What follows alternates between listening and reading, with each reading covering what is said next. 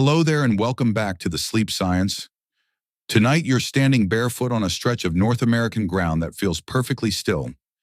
Maybe it's a quiet prairie, maybe a pine-scented mountainside, maybe just your own backyard where the grass is a little patchy and the sprinkler never quite reaches the corner. The air is calm, the sky is wide, nothing trembles, nothing groans. And yet, miles beneath your feet, something massive is building, slowly, patiently, like a breath held far too long. You probably won't survive this, not because doom is scheduled for next Tuesday at 3:47 p.m., but because geologic time is undefeated. Continents rise, split, burn, drown, and you, lovely, cozy, horizontal you, are living on a thin, brittle shell floating over a churning interior hotter than the surface of the sun. Sleep tight. So before you get comfortable, take a moment to like the video and subscribe, but only if you genuinely enjoy what I do here. And while you're settling in, tell me where you are in the world and what your local time is. I love imagining this story drifting across time zones, whispered into bedrooms, long-haul trucks, and dimly lit kitchens at 2 a.m. Now dim the lights, maybe turn on a fan for that soft background hum, and let's ease into tonight's journey together. You press your toes into the soil. It feels solid, dependable, but that confidence is a little misplaced. And the outermost layer you're standing on, the crust, is shockingly thin. Under North America, continental crust averages about 35 to 40 kilometers thick. That sounds like a lot until you remember the Earth's radius is over 6,300 kilometers. The crust is more like the flaky top of a pie than a fortress wall. And beneath it, the mantle rolls in slow convective currents, circulating rock so hot it behaves like thick caramel left too long in the sun. In 1912, a German scientist named Alfred Wegener proposed that continents drift. At the time, people thought he was adorable and wrong. But he was right. North America has not always been here. It was once fused into the supercontinent Pangaea around 300 million years ago, pressed shoulder to shoulder with Africa and Europe. If you could rewind far enough, you could stroll from what is now New York straight into Morocco without getting your shoes wet. Well, historians still argue whether Wegener would feel vindicated or mildly smug if he saw modern plate tectonics textbooks. And North America itself is a patchwork. Beneath your feet are ancient pieces of crust called cratons, some over 1 billion years old. The Canadian Shield, for example, contains some of the oldest exposed rocks on Earth. These stones formed when multicellular life was barely experimenting with the concept of existence. You're basically lounging on planetary antiques. But here's where it gets interesting. Stable does not mean inactive. Deep beneath the central United States lies a structure called the North American craton, thick and cold compared to surrounding mantle. For decades, geophysicists assumed it was a rigid anchor, immovable and calm. Yet recent seismic imaging suggests parts of its underside may be eroding, almost dripping into the softer mantle below. Imagine the bottom of an iceberg slowly melting upward. It's not dramatic, it's not cinematic, but it is massive. Seismic waves from distant earthquakes, tiny ripples traveling through the planet, have revealed odd patterns beneath the Midwest. Some studies indicate that the lithosphere there may be thinning. Other researchers disagree, suggesting the data can be interpreted differently. Historians still argue whether this represents an active destabilization or simply a complex but harmless structural variation. In science, we're not sure yet is often the most honest answer. Meanwhile, far to the west, the Pacific Plate grinds past North America along the San Andreas Fault. You can almost hear the tension building, like knuckles cracking in geological slow motion. The Pacific Plate slides northwest at about 5 centimeters per year, roughly the speed your fingernails grow, which is comforting until you remember fingernails can still scratch. The continent isn't just being shoved sideways, it's also adjusting vertically. During the last ice age, enormous ice sheets, up to 2 miles thick, pressed down on much of Canada and the northern United States. That weight depressed the crust like a thumb into memory foam. When the ice melted around 10,000 years ago, the land began rebounding upward. It's still rising today in a process called isostatic rebound. In some places around Hudson Bay, the ground lifts nearly a centimeter per year. The Earth is basically doing post-glacial yoga. There's even a quirky fringe idea that certain deep mantle anomalies under North America could be linked to ancient, subducted ocean plates still sinking toward the core. Some geologists affectionately call these slabs graveyards of long-lost seafloors. It sounds dramatic, like Atlantis with better documentation. And then there are the low, almost imperceptible tremors, micro-earthquakes you never feel. Thousands occur each year. Sensitive instruments detect them, mapping stress like tiny stitches in the crust. Most are harmless, some are reminders. The continent is not asleep, it's adjusting, redistributing, breathing. Picture the mantle below as a vast conveyor system driven by heat from Earth's core, which reaches temperatures comparable to the surface of the sun, about 5,500 degrees Celsius. That heat doesn't just sit there politely, it rises, cools, sinks again. Over millions of years, these slow currents drag tectonic plates along like lazy river rafts. Except this river is made of rock, and the rafts are continents carrying 600 million people, several thousand Walmarts, and at least one drawer full of tangled charging cables. You stand there again, on your quiet patch of land. It doesn't feel like it's moving, but GPS measurements tell a different story. North America shifts a few centimeters every year relative to Europe. Over a human lifetime, that's measurable. Over geological time, it's transformative. Something massive is building beneath you, but not necessarily in the Hollywood sense. It's pressure, heat, subtle deformation. It's the slow accumulation of stress along faults. It's the rearrangement of ancient crustal roots. It's the mantle's persistent, unhurried churn. And the most unsettling part? This is normal. Planets with active interiors reshape themselves. Without that internal heat engine, Earth would be geologically dead. No mountains, no magnetic field, no recycled carbon to stabilize climate. The very forces that make the ground unpredictable are also the reason life thrives here at all. It's a trade-off, a cosmic fine print clause. So you remain standing, breathing in cool night air, aware now that the stillness is an illusion layered over motion. Beneath your heels, beneath the aquifers and bedrock and fossilized seas, energy is moving. Rearranging, waiting, not plotting, not scheming, just following physics. And you, a fragile and temporary, get to lie down and listen to the story of it. You let your awareness sink downward.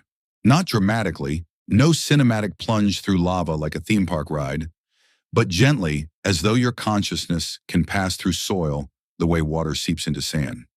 The grass and roots give way first, a thin organic skin over mineral layers. Beneath that, the ground becomes denser, grains compacted into sedimentary rock. Sandstone, limestone, shale. These layers are archives. When they record vanished oceans, river deltas, even raindrops fossilized mid-splash. In the Grand Canyon, you can see nearly 2 billion years of history stacked like an overachieving layer cake. Mainstream geology tells you the continental crust under North America averages about 35 to 40 kilometers thick, though under the Rocky Mountains it swells deeper. Oceanic crust, by comparison, is only about 7 kilometers thick. You lucked out with the Deluxe Continental Edition, more legroom, slightly less likely to sink, you drift lower. The crust isn't a single slab, it's fractured into tectonic plates. North America sits mostly on the North American plate, which extends eastward all the way to the Mid-Atlantic Ridge. That's right, half the Atlantic Ocean floor is technically part of the same plate as Kansas. Geography is weirdly clingy. At the base of the crust lies the Mohorovičić discontinuity, mercifully shortened to the Moho. Discovered in 1909 by Croatian seismologist Andrija Mohorovičić, it marks a sudden change in seismic wave speeds, revealing the boundary between crust and mantle. No glowing sign announces it, just physics whispering, different material now. Below the Moho, you enter the mantle. Despite what cartoons suggest, the mantle is not a sloshing ocean of magma. It is mostly solid rock, peridotite, so hot and under such immense pressure that over long time scales, it flows like putty. Think less fiery soup, more very patient asphalt. The upper mantle, combined with the crust above it, forms the lithosphere, the rigid outer shell. Beneath that lies the asthenosphere, softer and more ductile, allowing the plates above to move. The mantle extends down to about 2,900 kilometers. That's nearly halfway to the planet's center. Our temperature increases with depth, reaching over 3,000 degrees Celsius before you even approach the core. And yet, because of the crushing pressure, much of it remains solid. It's a reminder that matter behaves differently when squeezed under the weight of an entire continent. You complain about a weighted blanket. The mantle carries Alaska. Convection currents move through this vast layer. Heat from deeper within Earth rises, cools, and sinks again in a slow planetary simmer. This process drives plate tectonics. Without mantle convection, North America would not drift westward. The Rockies might never have risen. California might still be attached to a very different coastline. Historians still argue whether mantle convection is organized in neat layered cells or in whole mantle currents that circulate from crust to core and back again. The debate is ongoing, polite, and involves many colorful computer models. You descend further in your imagination, are passing through the transition zone between 410 and 660 kilometers deep. Here, minerals rearrange their atomic structures under pressure. Olivine transforms into wadsleyite and ringwoodite, names that sound like Victorian detectives but are actually high-pressure mineral phases. In 2014, scientists confirmed that ringwoodite can trap water within its crystal structure. Not liquid oceans sloshing around, but hydroxyl groups locked into minerals. And some estimates suggest there may be as much water in this transition zone as in all of Earth's surface oceans combined. A hidden ocean sealed in stone. It's one of those facts that feels almost unfairly dramatic. You worry about droughts while an entire ghost ocean may be tucked 500 kilometers beneath your socks. Now you approach the lower mantle. Pressure climbs, temperatures soar. The rock becomes denser, more uniform. When seismic waves speed through it in patterns that scientists analyze with exquisite care. Using seismic tomography, essentially a CT scan of the planet, researchers map variations in wave speeds to infer temperature and composition differences. Beneath North America, these images reveal intriguing anomalies. Cooler, slab-like structures, thought to be remnants of ancient ocean plates, subducted millions of years ago, when the Farallon Plate dove beneath the continent. And the Farallon Plate once lay between the Pacific Plate and North America. Over tens of millions of years, most of it was consumed, sliding into the mantle. But pieces remain deep below, like sunken tectonic fossils. Some geologists propose that these descending slabs may influence volcanic activity far inland, even affecting places like Yellowstone. Others caution that the connections are complex and not fully understood. Historians still argue whether slab remnants directly trigger mantle plumes or simply reshape convection patterns in subtler ways. Finally, nearly 2,900 kilometers down, you reach the core mantle boundary. Here, temperatures spike dramatically. Above you, solid silicate rock. Below, the outer core, a swirling ocean of molten iron and nickel. This liquid metal layer is about 2,200 kilometers thick. It is in constant motion, driven by heat escaping from the inner core. And that motion generates Earth's magnetic field through a process called the geodynamo. Without it, solar wind would gradually strip away the atmosphere. Mars offers a cautionary tale. Its magnetic field faded long ago, and much of its atmosphere went with it. You enjoy breathable air thanks, in part, to molten iron behaving like a planetary dynamo engine.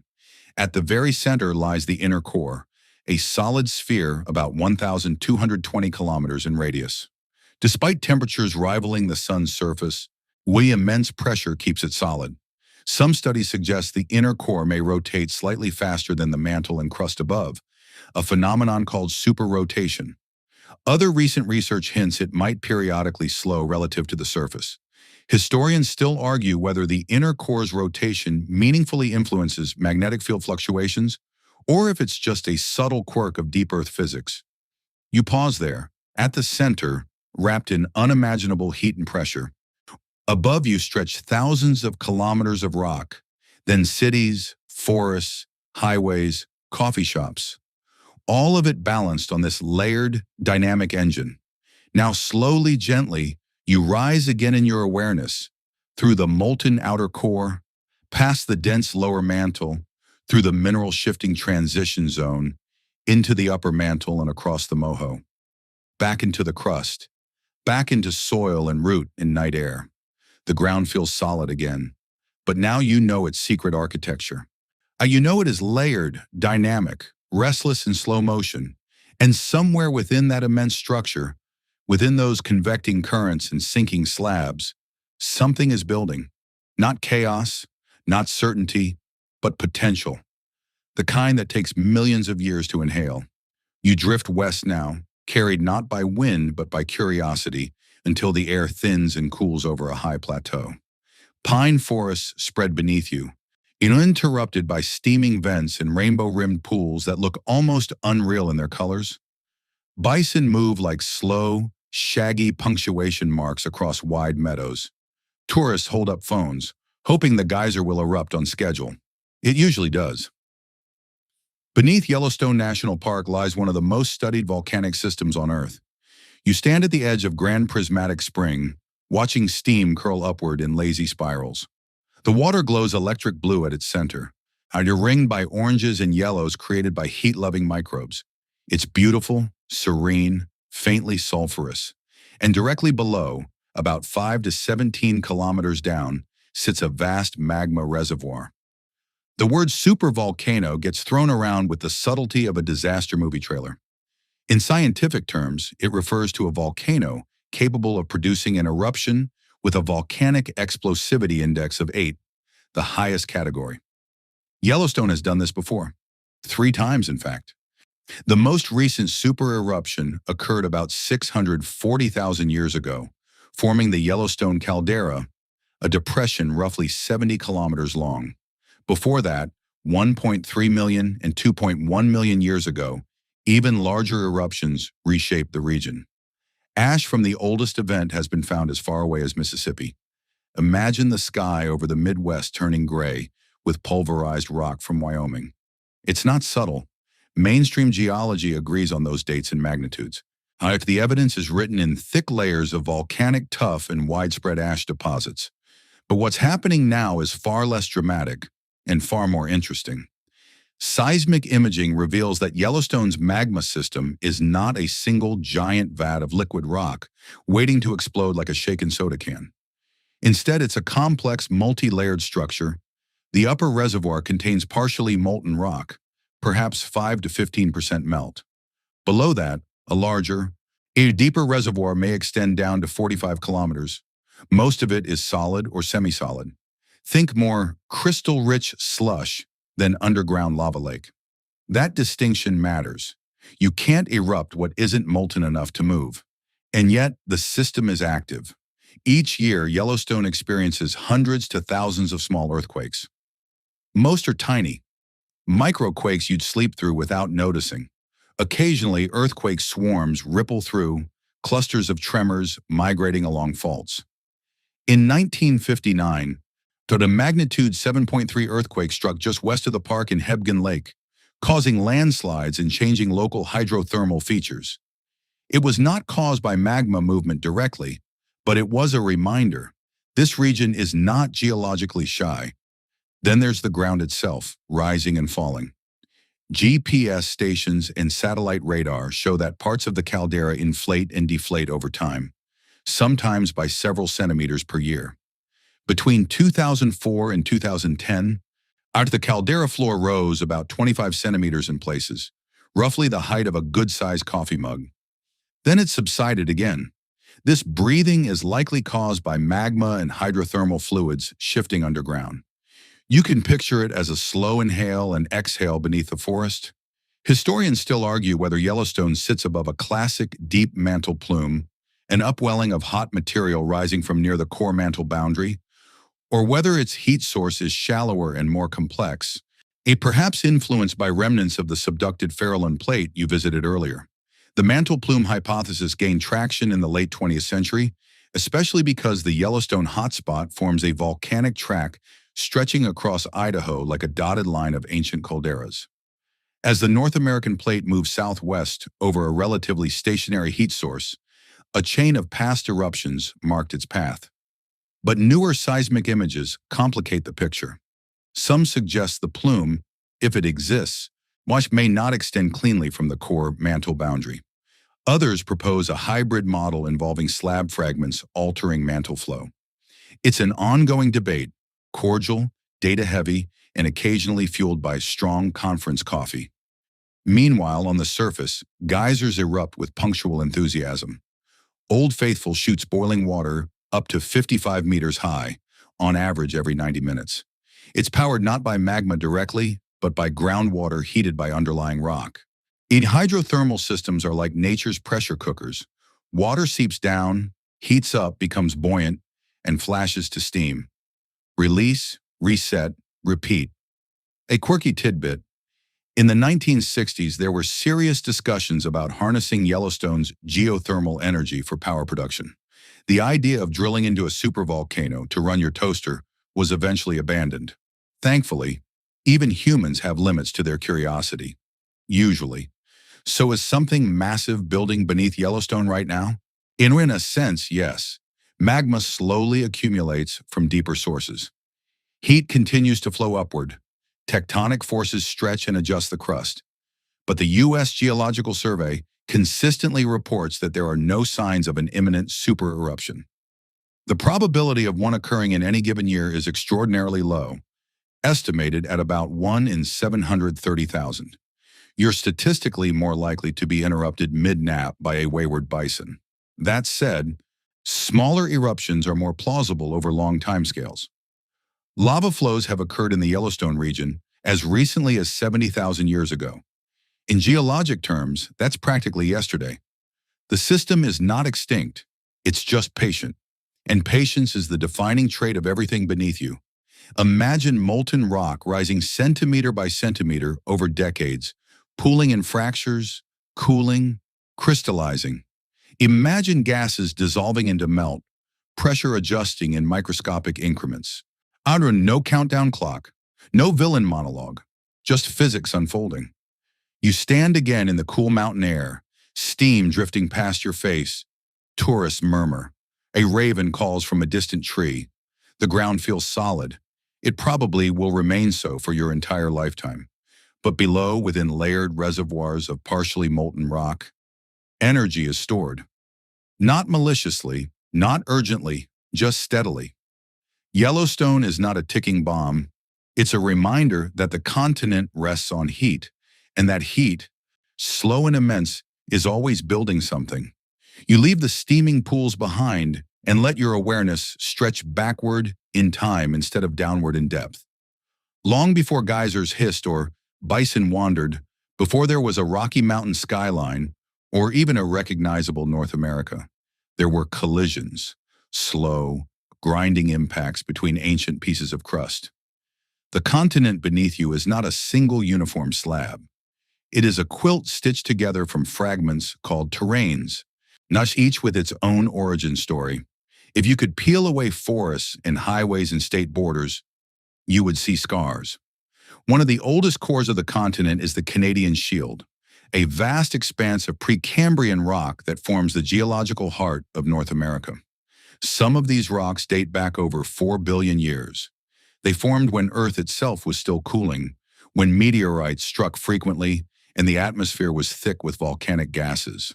Now, mainstream geology recognizes these cratons, thick, stable blocks of crust, as the building blocks of continents. But even these ancient anchors were once mobile.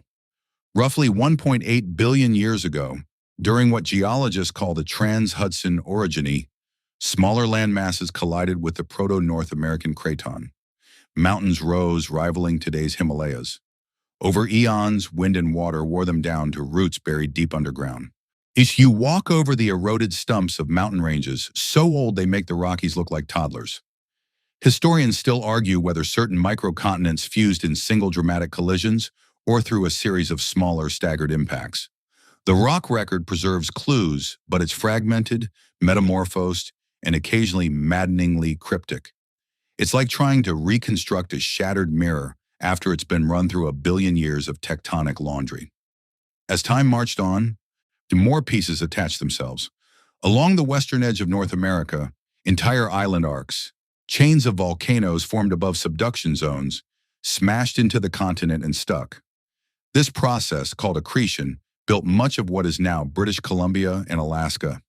Imagine geological Velcro, except each hook is a volcanic arc the size of a small country. These collisions thicken the crust. Thick crust behaves differently than thin crust. It insulates heat more effectively. When it alters how mantle material flows beneath it, it stores stress along faults that formed in those ancient impacts. One mainstream example, the Grenville orogeny, around 1.1 billion years ago, when a massive collision helped assemble the supercontinent Rodinia. Rocks from this event are still visible in parts of eastern North America, from Labrador down through the Appalachians. The Appalachian Mountains themselves were later shaped by additional collisions, one including when Africa rammed into North America during the formation of Pangaea about 300 million years ago. Yes, Africa and North America were once geological neighbors. The fit of their coastlines is not just a cartographic coincidence. Matching rock types and mountain belts on both sides of the Atlantic confirm the connection. When Pangaea split apart around 200 million years ago, the Atlantic Ocean began to open, slowly widening to what you see today. You can almost feel the tension of that ancient rift still echoing. In fact, the eastern United States, though far from active plate boundaries today, contains old fault lines, zones of weakness inherited from those collisions and rifts. These faults are usually quiet, but they can reactivate under modern stress fields, producing earthquakes in places people do not expect them. A quirky tidbit, in the 1880s, Charleston, South Carolina experienced a significant earthquake, estimated around magnitude 7.0. It damaged buildings and was felt across much of the eastern U.S.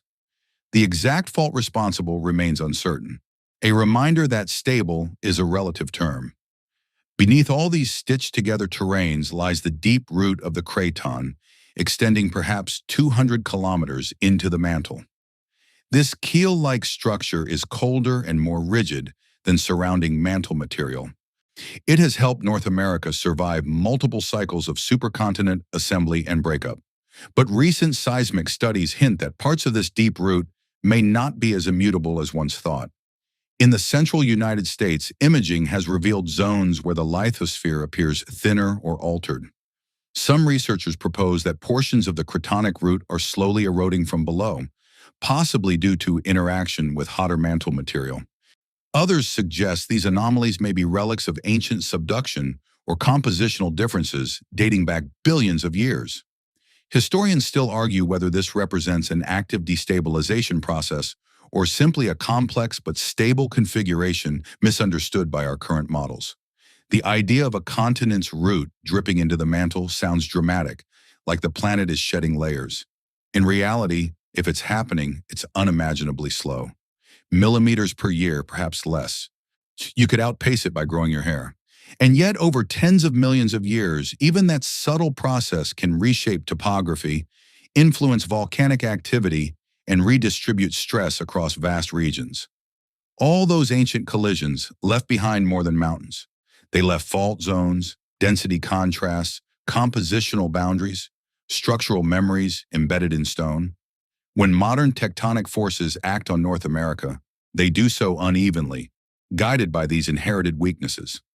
It's a bit like bending a piece of wood that already has knots and grain lines. It won't deform uniformly. It will respond according to its history. You stand somewhere ordinary, a sidewalk perhaps, or a quiet field. Beneath you lies a billion-year archive of impacts and sutures.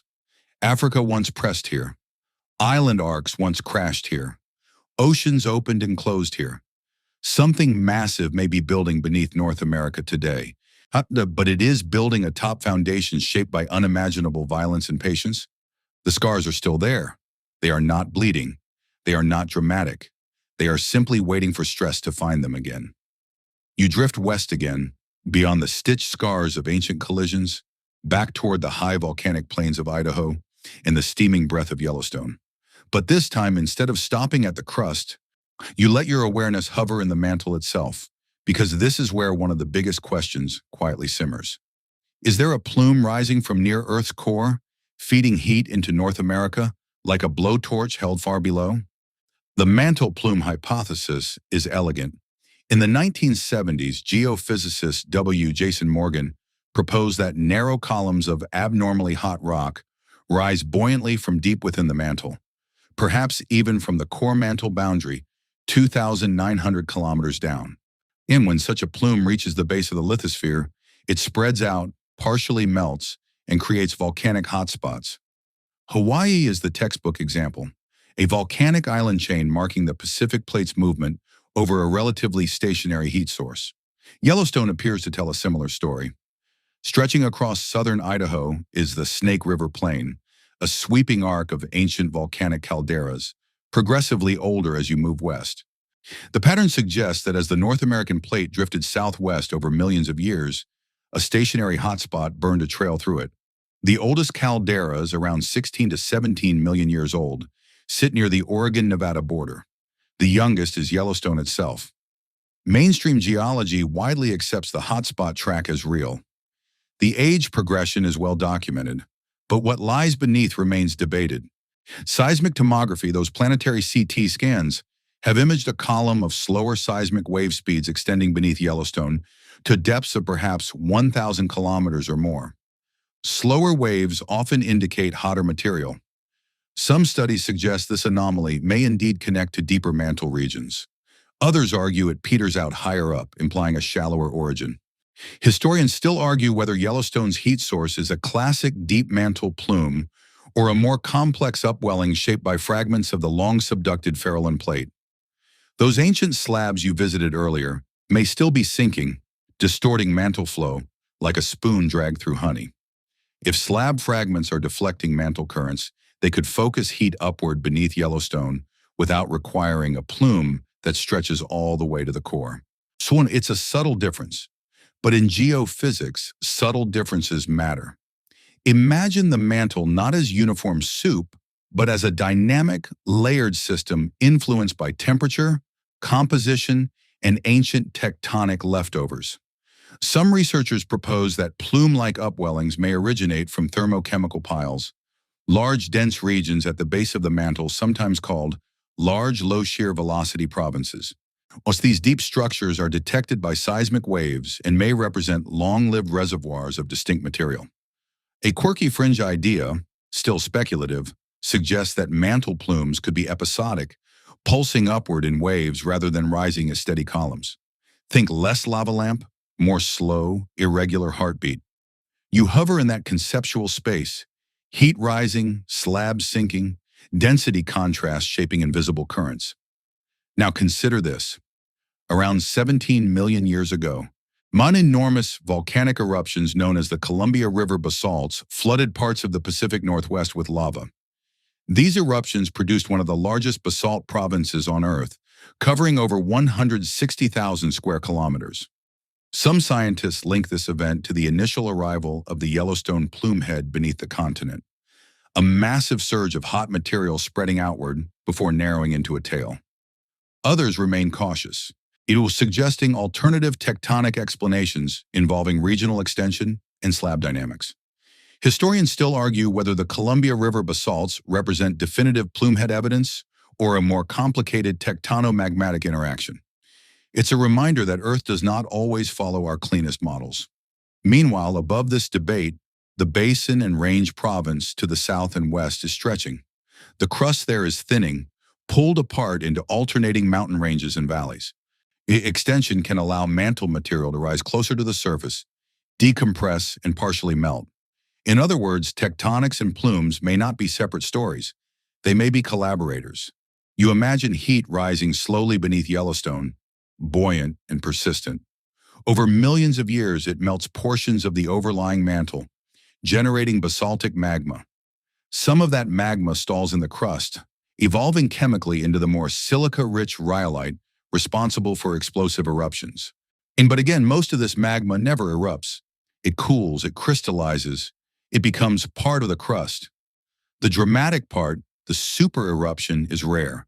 The steady accumulation and differentiation of magma is constant.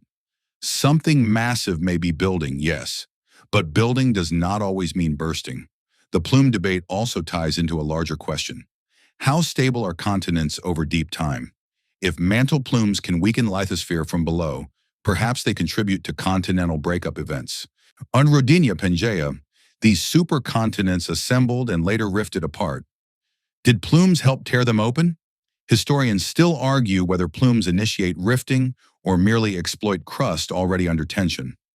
You rise slowly back toward the surface, leaving behind those hot, debated currents. Forests reappear, snow lingers on distant peaks. A geyser erupts on schedule, blissfully indifferent to mantle dynamics. And you realize something comforting. Even if a plume is there, deep, hot, and persistent, it operates on timescales so vast that your entire civilization is a flicker in comparison. Roads will crack, cities will shift, species will evolve or vanish.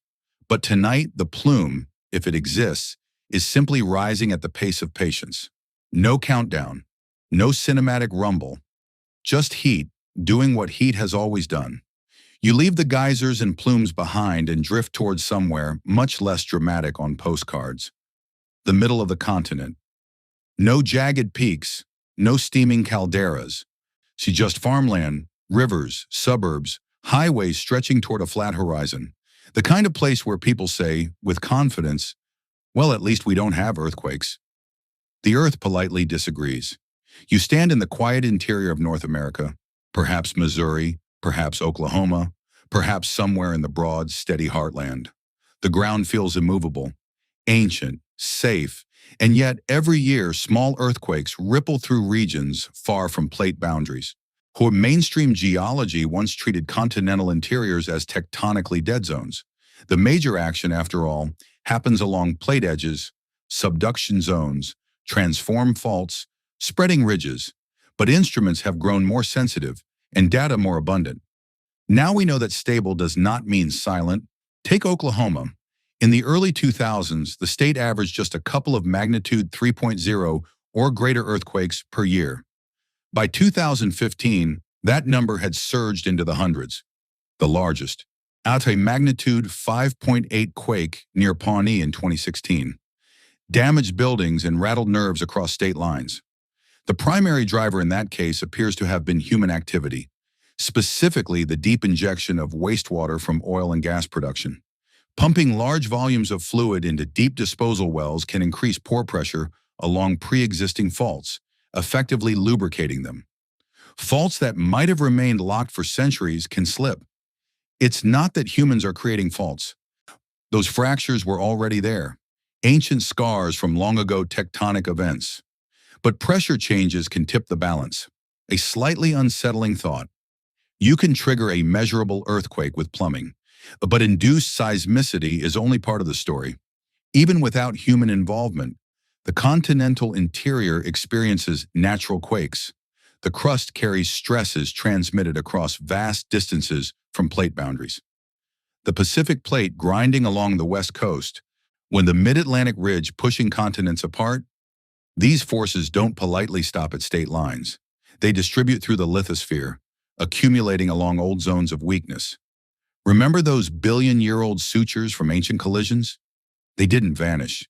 They became fault zones, density contrasts, compositional boundaries, ready to respond if the stress field changes. In 2011, a magnitude 5.8 earthquake struck near Mineral, Virginia. It was felt by tens of millions of people across the eastern United States. The Washington Monument sustained cracks. The quake occurred far from any active plate boundary. Instead, it reactivated an old fault within the Appalachian region.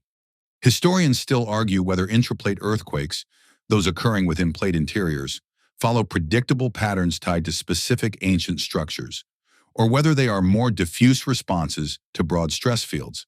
And the data set is smaller than for boundary quakes, making statistical certainty elusive. You imagine the crust as a massive, slow-flexing sheet. Stress builds gradually, redistributed by every movement at the margins.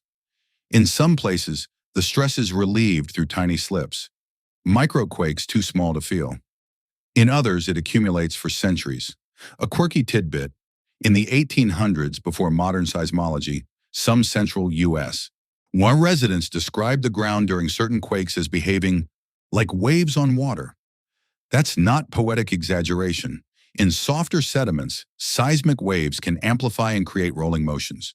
The Mississippi River reportedly flowed backward briefly during one historic series of quakes. Rivers, it turns out, do not appreciate tectonic improvisation. Seismometers now blanket much of North America. Sensitive instruments detect vibrations from distant earthquakes across the globe. And when a major quake strikes Japan or Chile, waves pass through the continent, recorded in exquisite detail. These waves help scientists map deep structures, like using echoes to sketch the inside of a cavern. But they also reveal something subtler. The continent hums constantly.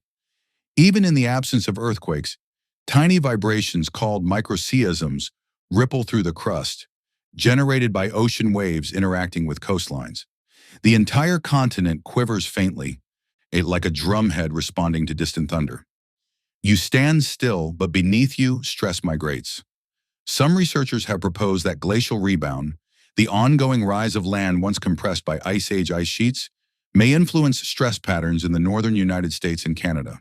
As the crust lifts, it flexes, potentially reactivating faults. Others argue the effect is minor compared to far-field tectonic forces.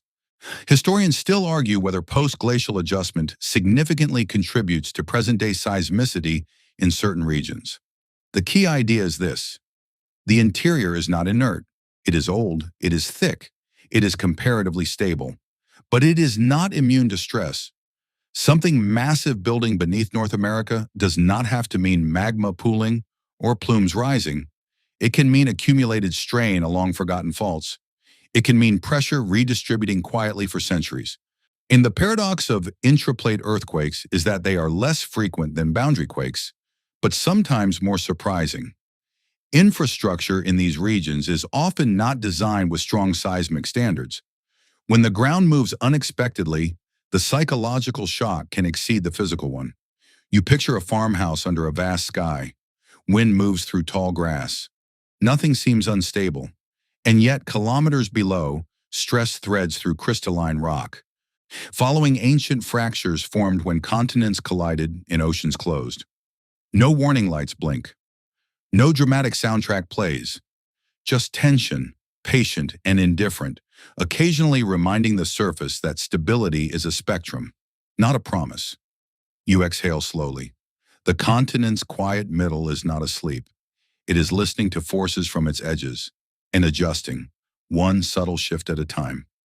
You let your awareness settle along the Mississippi River, and charm where barges move slowly through brown water and trees lean toward the current as if eavesdropping. It feels peaceful here. Fertile soil, broad floodplains, the kind of place where the biggest worry is whether the river will rise in spring. But in the winter of 1811, the ground began to move. It started on December 16th, near a small settlement called New Madrid, in what is now southeastern Missouri. In the early hours before dawn, and a powerful earthquake, estimated today at around magnitude 7 to 7.5, ripped through the region. Cabins collapsed, chimneys toppled. The shaking was felt as far away as the eastern seaboard. And then it happened again. In January 1812, another massive quake struck. Then again in February, one of them possibly exceeding magnitude 7.5. 3 major earthquakes within 3 months, plus thousands of aftershocks. Mainstream historical accounts describe church bells ringing in Boston, more than 1,000 miles away. The Mississippi River reportedly ran backward temporarily as seismic waves and land deformation disrupted its flow. Large fissures opened in the ground, ejecting sand and water in what are known as sand blows, evidence of liquefaction in saturated sediments. You stand there now 2 centuries later, and the ground feels steady. But beneath you lies the New Madrid seismic zone, a network of faults buried under thick river deposits. Unlike California's San Andreas Fault, the New Madrid faults are not clearly visible at the surface. They are ancient structures, likely remnants of a failed rift system from around 600 million years ago, when the continent attempted and failed to split apart. This ancient scar is known as the Reelfoot Rift. It never became a new ocean basin. Instead, it remained a zone of weakness embedded in the crust. Historians still argue whether the 1811 to 1812 earthquakes were the result of long-term stress accumulation from plate boundary forces transmitted across the continent, or whether local processes, such as crustal density variations or even glacial rebound effects, played a larger role. The data from that era are limited to written accounts and geological evidence. No seismometers were there to record the waves. What is clear is that the shaking reshaped the landscape. A Reelfoot Lake in Tennessee formed when land subsided during the quakes, creating a depression that filled with water. Today it looks serene, cypress trees rising from its surface, Spanish moss swaying gently. You would never guess it was born from tectonic violence. A quirky tidbit: some Native American oral histories describe the earthquakes as a time when the earth shook for many days. These accounts align remarkably well with geological evidence, then offering an additional layer of historical record beyond written settler reports. Modern GPS measurements show that strain is still accumulating in the region, though at very slow rates. Seismic monitoring reveals occasional small earthquakes, reminders that the faults have not vanished. The big question lingers: could it happen again? Probabilistic hazard models suggest there is a significant chance of a magnitude 6 to 7 earthquake in the New Madrid region within the next 50 years. A repeat of the largest 1812 event is less certain, but not impossible. The uncertainty comes from limited recurrence data. Earthquakes this large in intraplate settings may recur on timescales of hundreds to thousands of years, which is inconvenient for human planning cycles. Unlike 1812, today the central United States is densely populated and interwoven with infrastructure: bridges, pipelines, highways, power grids. Soft river sediments can amplify seismic waves, increasing damage potential. A major quake here would ripple through supply chains as well as soil, and yet the region does not tremble constantly. It waits. You imagine the Reelfoot Rift deep below, an ancient fracture zone formed when the continent once tried to tear itself apart during the breakup of the supercontinent Rodinia. The attempt failed, but the weakness remained, like a scar that never fully regained its strength. Stress from the edges of the plate, compression from the mid-Atlantic ridge, my shear from the Pacific margin, filters inward, slowly, invisibly. Over centuries, that stress concentrates along the old rift faults. Most days, nothing happens. Then occasionally, the balance tips. Historians still argue whether the New Madrid seismic zone is in a long-term decline, gradually quieting after the dramatic early 1800s sequence, or whether it remains capable of similar large events at irregular intervals. Some studies suggest strain rates are lower than once assumed, and others caution that low strain does not eliminate risk in intraplate settings. You stand beside the river at dusk. The water reflects a fading orange sky. A barge engine hums softly in the distance. It's almost too calm. Beneath the mud and sediment, beneath tree roots and levees, faults lie angled and interlocked. Not malevolent, not impatient, just part of the continent's deep architecture. Something massive once released here, and something, stress, memory, structural weakness, remains. You take a slow breath. The river flows forward again, as if it never knew how to reverse. You leave the river behind and drift westward, where the landscape begins to stretch, literally. Mountains rise in long, narrow ridges. Between them, wide basins sink like shallow bowls. Nevada, Utah, parts of Arizona and California. This is the Basin and Range Province, and it looks as though the continent has been gently pulled apart like warm bread. You stand on a ridge at sunset. The air is dry, white, almost metallic.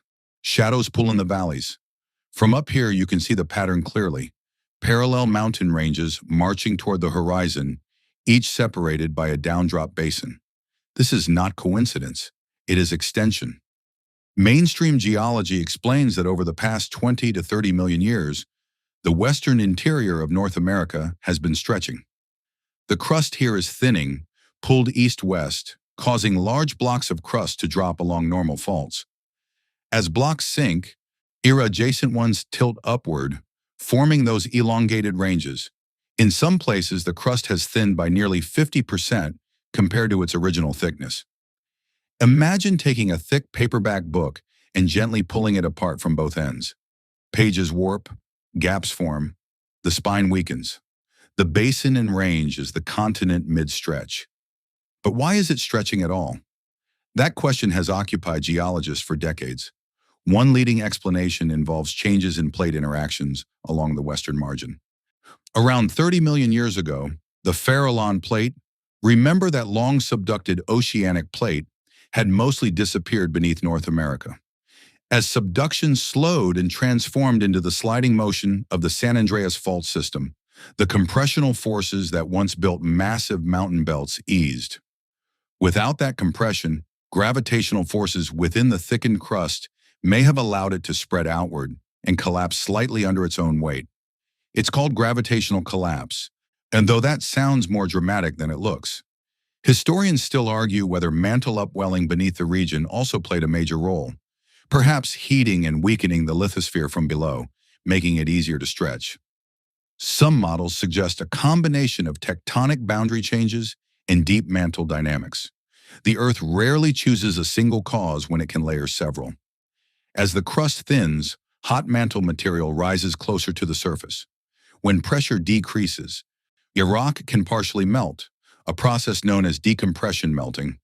This has fueled volcanic activity across the region, including lava flows and calderas scattered throughout Nevada and Utah. A quirky tidbit, Nevada is actually the most mountainous state in the U.S., with over 300 named mountain ranges. It just hides them in a repeating pattern, like geological corduroy. You walk down into one of the basins. The ground is dry, crusted with salt in places. Beneath you, sediments have accumulated for millions of years, filling the downdrop blocks. Some basins are deep, several kilometers of sediment overlying fractured crust. And the stretching continues. GPS measurements show that parts of the basin and range are still widening by a few millimeters per year. That may sound trivial, but over 1 million years, a few millimeters become kilometers. Time is the ultimate amplifier. This extension does not occur smoothly. Yes, it happens in pulses, earthquakes releasing accumulated strain along normal faults. In 1915, a magnitude 7.8 earthquake struck near Pleasant Valley, Nevada, producing dramatic fault scarps, visible steps in the landscape where the ground shifted several meters. You can still see those scarps today, sharp lines cutting across alluvial fans, frozen mid-motion.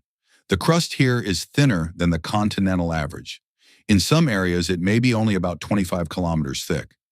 Compare that to the 40-kilometer average elsewhere, and you begin to understand why heat and magma have an easier time influencing the surface here. Something is building beneath North America, but in the basin and range, it feels less like pressure building and more like tension releasing in slow motion. Yet tension can accumulate too. The stretching interacts with neighboring tectonic systems. To the west lies the San Andreas Fault, where the Pacific Plate slides past North America. To the east, the more stable craton resists deformation. The basin and range sits between these contrasting regimes, adjusting to both. Some researchers have proposed that deep mantle flow beneath western North America may be helping drive the extension, perhaps influenced by the sinking remnants of the Farallon Plate. Others argue that crustal forces alone are sufficient to explain it. Historians still argue whether mantle dynamics are the engine or merely the assistant. In a one, you stand again on a ridge, looking across alternating light and shadow. The land does not appear violent. It appears spacious. But beneath you, faults angle downward, some extending 10 to 15 kilometers into the crust. Blocks of rock shift occasionally, releasing energy stored over centuries. Stretching may seem gentler than collision or subduction, but it is no less powerful. It reshapes entire regions. It thins continents. Given enough time, its sustained extension can even lead to the birth of a new ocean basin, though the basin and range is far from that stage.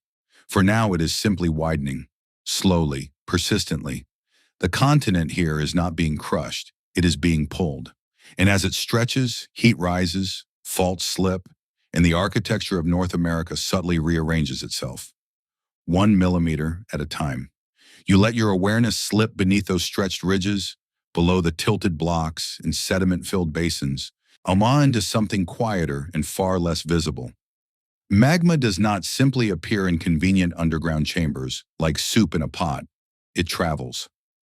Beneath North America, molten rock migrates through fractures, porous zones, and buoyant pathways in what you might call magma highways. Though there are no road signs, no speed limits, and absolutely no rest stops. Just pressure, density contrasts, and physics doing their unhurried work. When mantle rock partially melts, whether from decompression in the basin and range, heat from a possible plume beneath Yellowstone, or water introduced above subducting slabs, it produces basaltic magma. Basalt is relatively low in silica and comparatively fluid. Because it is less dense than surrounding solid rock, it begins to rise. But rising is complicated. The crust is not an empty pipe. It is layered, fractured, chemically diverse. As magma ascends, it may stall in pockets where density contrasts balance out. It may intrude sideways, forming sills. It may wedge upward in vertical sheets called dikes. Most of it cools and crystallizes before ever seeing daylight. In fact, the majority of magma generated beneath continents never erupts. It freezes underground, becoming intrusive rock, granite, diorite, gabbro, adding incrementally to the crust. The Sierra Nevada mountains in California are largely composed of ancient intrusive bodies, with the solidified roots of long-eroded volcanoes. You are walking over the leftovers of magma that didn't quite make it.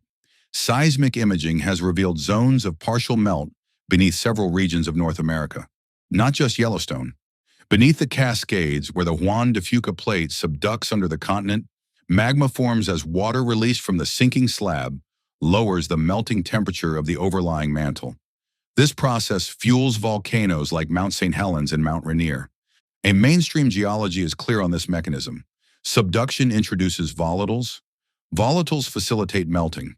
Melt rises, but beneath the interior, away from active subduction zones, magma pathways are subtler. In the basin and range, extension fractures the crust, creating conduits. In Yellowstone, heat accumulates beneath a thick crust, feeding partially molten reservoirs. In the Rio Grande Rift, another zone of extension running from Colorado into New Mexico, the crust is slowly thinning.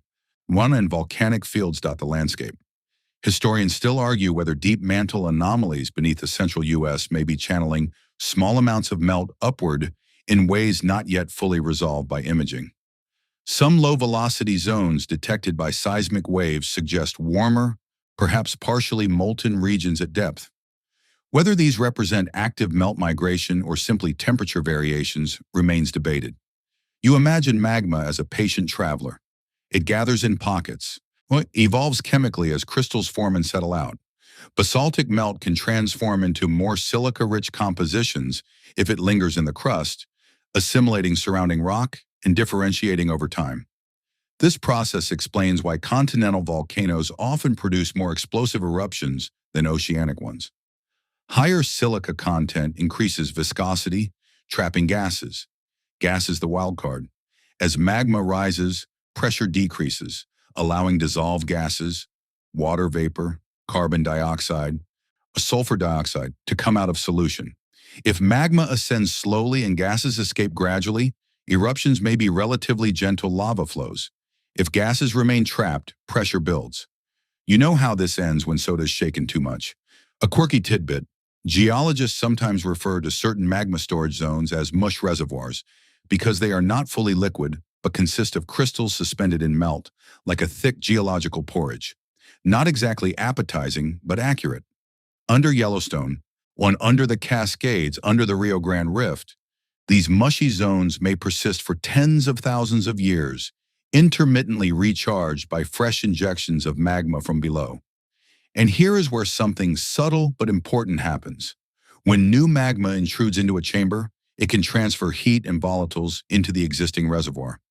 Even if it does not immediately trigger an eruption, it changes the thermal and chemical balance. Over long periods, repeated injections can increase the overall melt fraction. Something builds not explosively, but cumulatively. Modern geophysicists use magnetotelluric studies, seismic wave analyses, and gravity measurements to infer the presence of melt at depth. Slight variations in electrical conductivity can hint at partial melt zones. Slight delays in seismic waves can map their extent.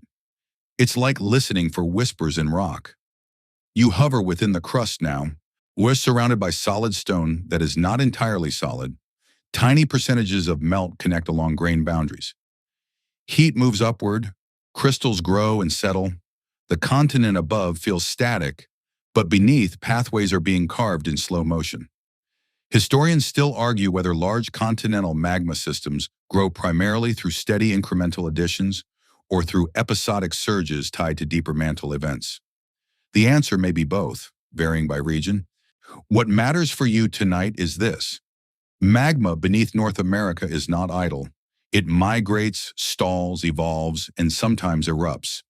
Most of the time, it simply adds new material to the crust, thickening and reshaping it invisibly. The highways are there, though you will never see them. Thin dikes slicing upward, bulbous sills spreading sideways, reservoirs simmering at depth. Something massive building beneath North America might not be a single chamber swelling like a balloon. It might be a network, an interconnected system of melt pathways, slowly reorganizing under heat and pressure. And like traffic at 3 a.m., it moves best when no one on the surface is paying attention. You rise now, not to the surface, but into the realm of instruments and algorithms. Because if something massive is building beneath North America, you won't see it with your eyes. You'll see it in waveforms. When an earthquake happens anywhere on Earth, Japan, Chile, or in Alaska, seismic waves radiate outward in all directions. Some travel along the surface. Others dive deep, passing through mantle and core before re-emerging thousands of kilometers away. As they pass through different materials, they change speed, bend, scatter.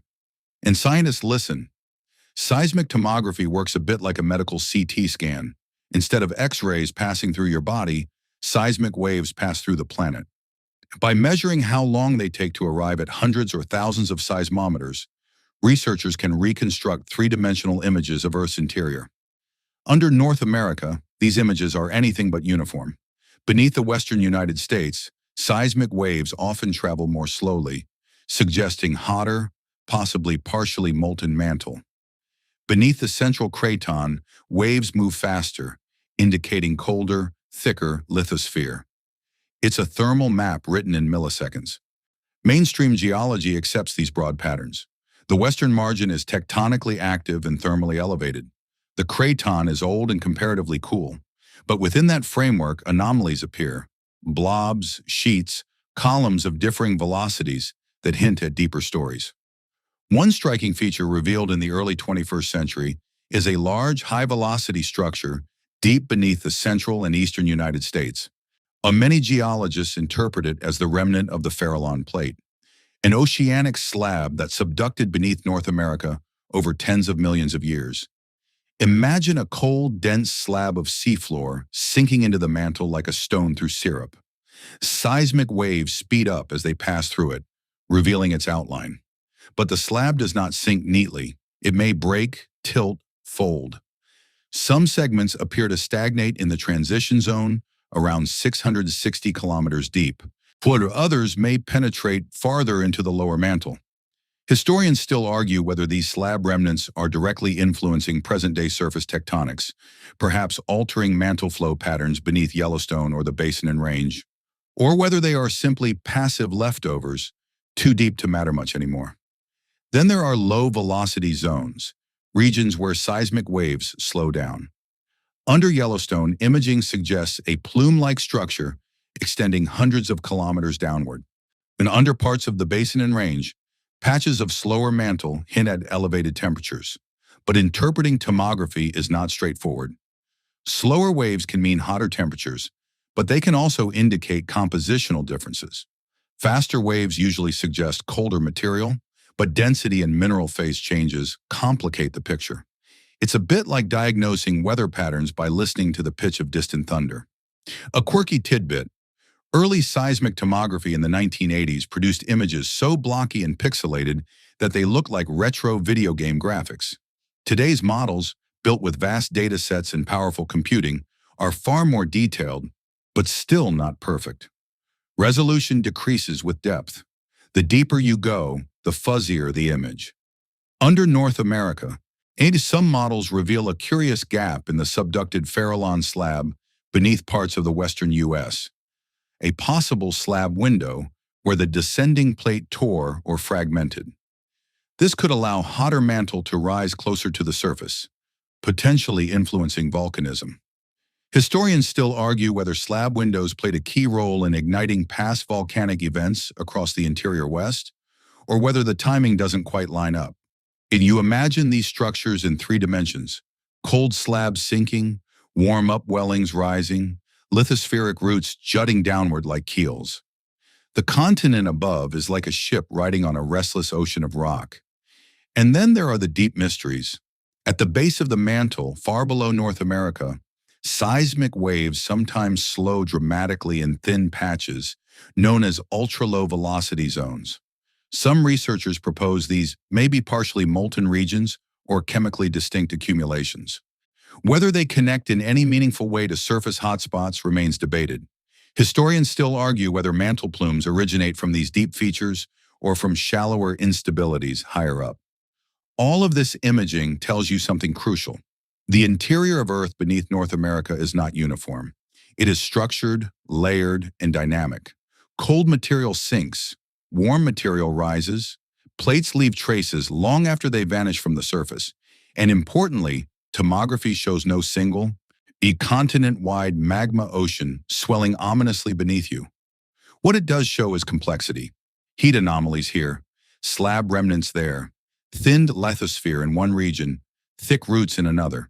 It's less like a single bomb ticking and more like a vast mechanical system adjusting constantly.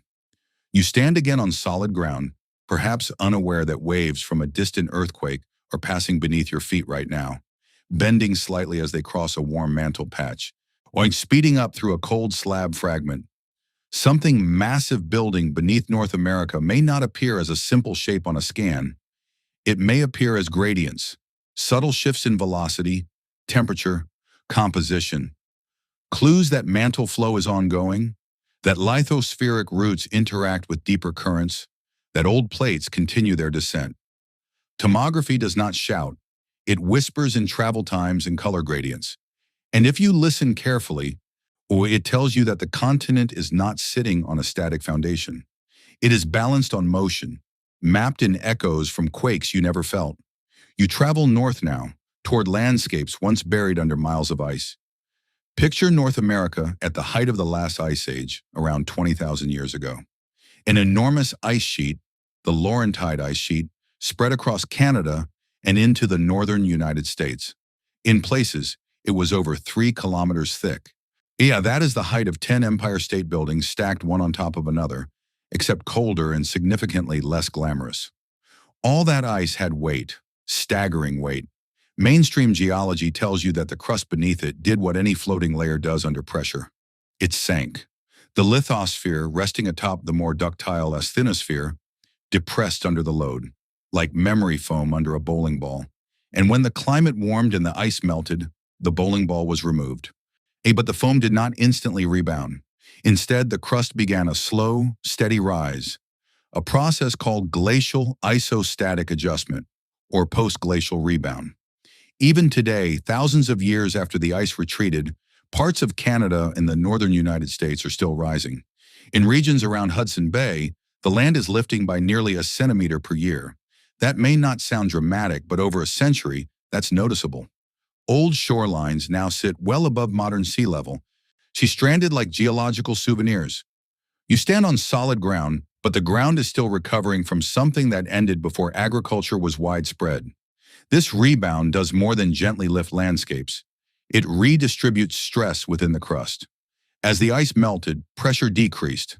The crust began to flex upward in some regions and sink slightly in others, adjusting like a slow-motion trampoline. That flexure alters the stress field, potentially reactivating old faults.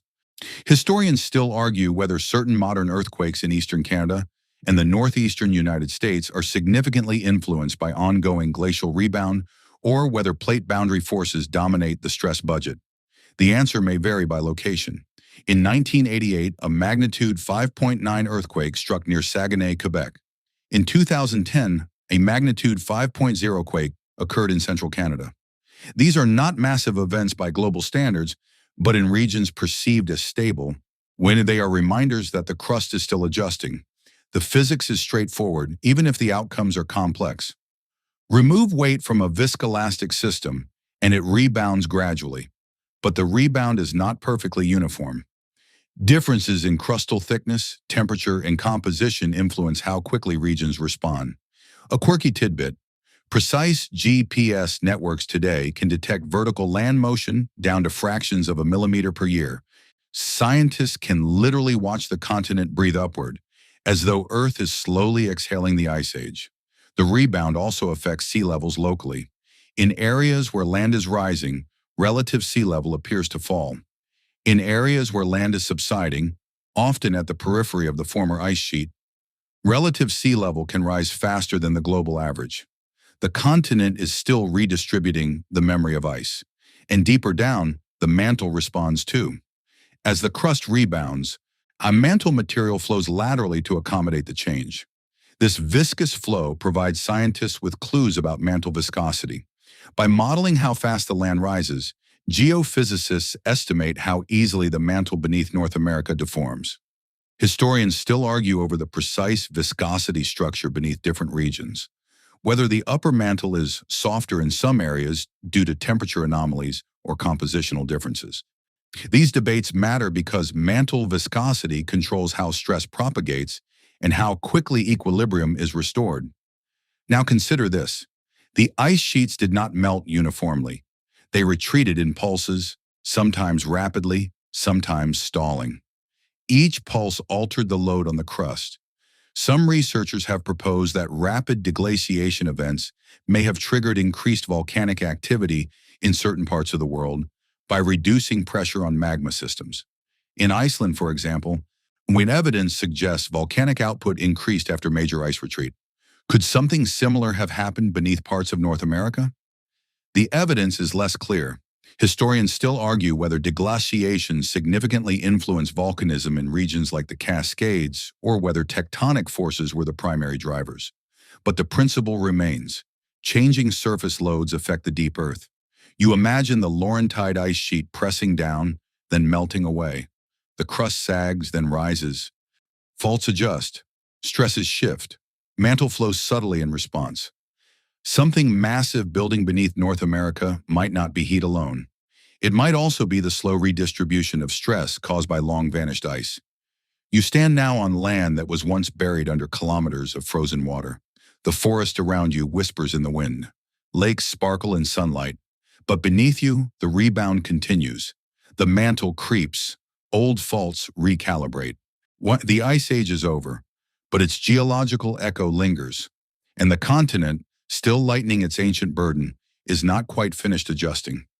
You sink downward again, but this time not toward fire, toward water. Not the rivers and lakes you can see, not the aquifers you drill into. Something stranger, something locked inside stone. At depths between about 410 and 660 kilometers lies the mantle transition zone, a region you briefly visited before, where minerals rearrange themselves under crushing pressure. Here, the common mantle mineral, olivine, transforms into denser structures called wadsleyite and ringwoodite. And ringwoodite has a peculiar talent. It can hold water within its crystal structure, not as liquid sloshing in cavities, but as hydroxyl groups bound into the mineral itself.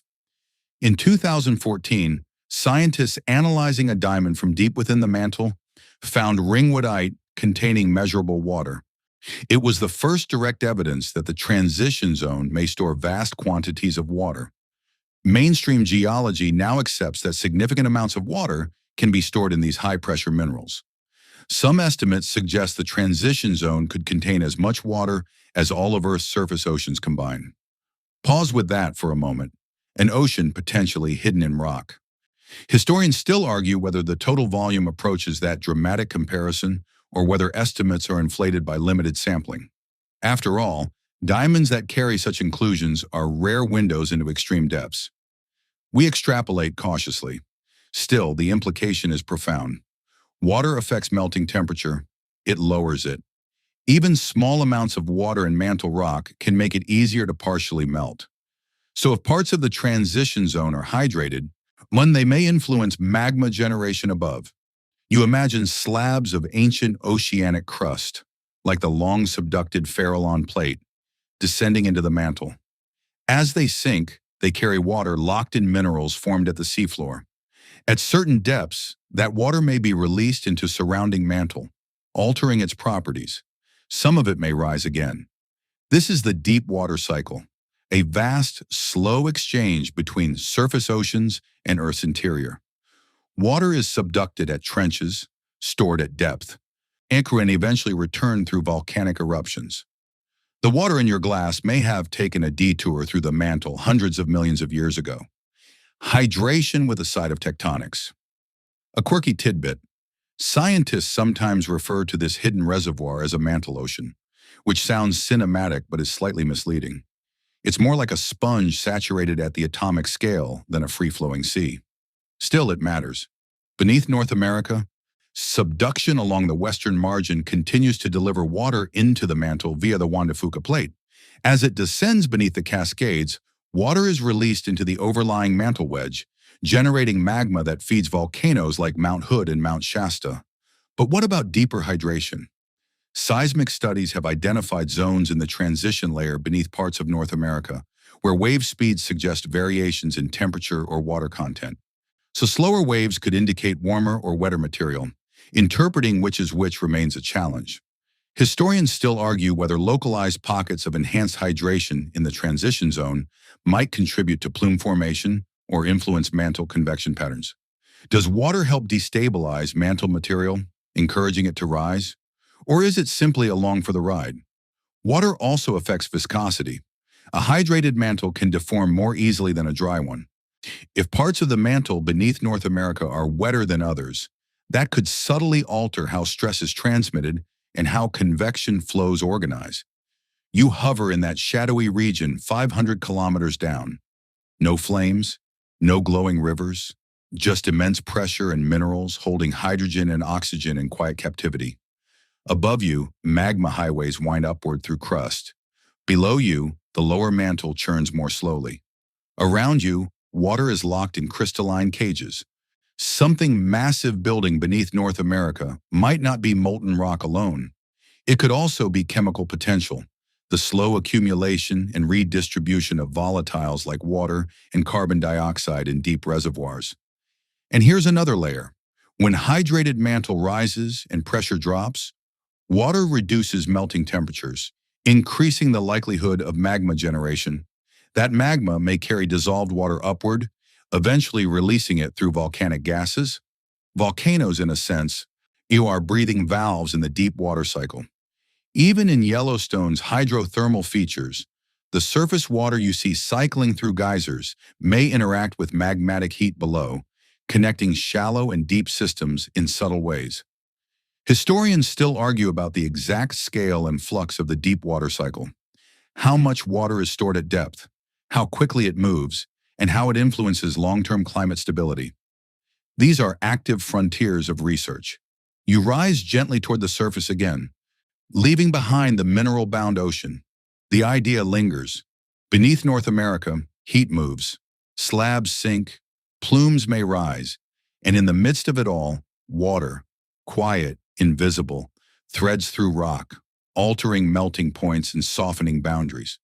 The continent above feels dry and solid, but deep below, even stone can be wet. You step back from water and fire and stretching crust, and you hover instead over a question.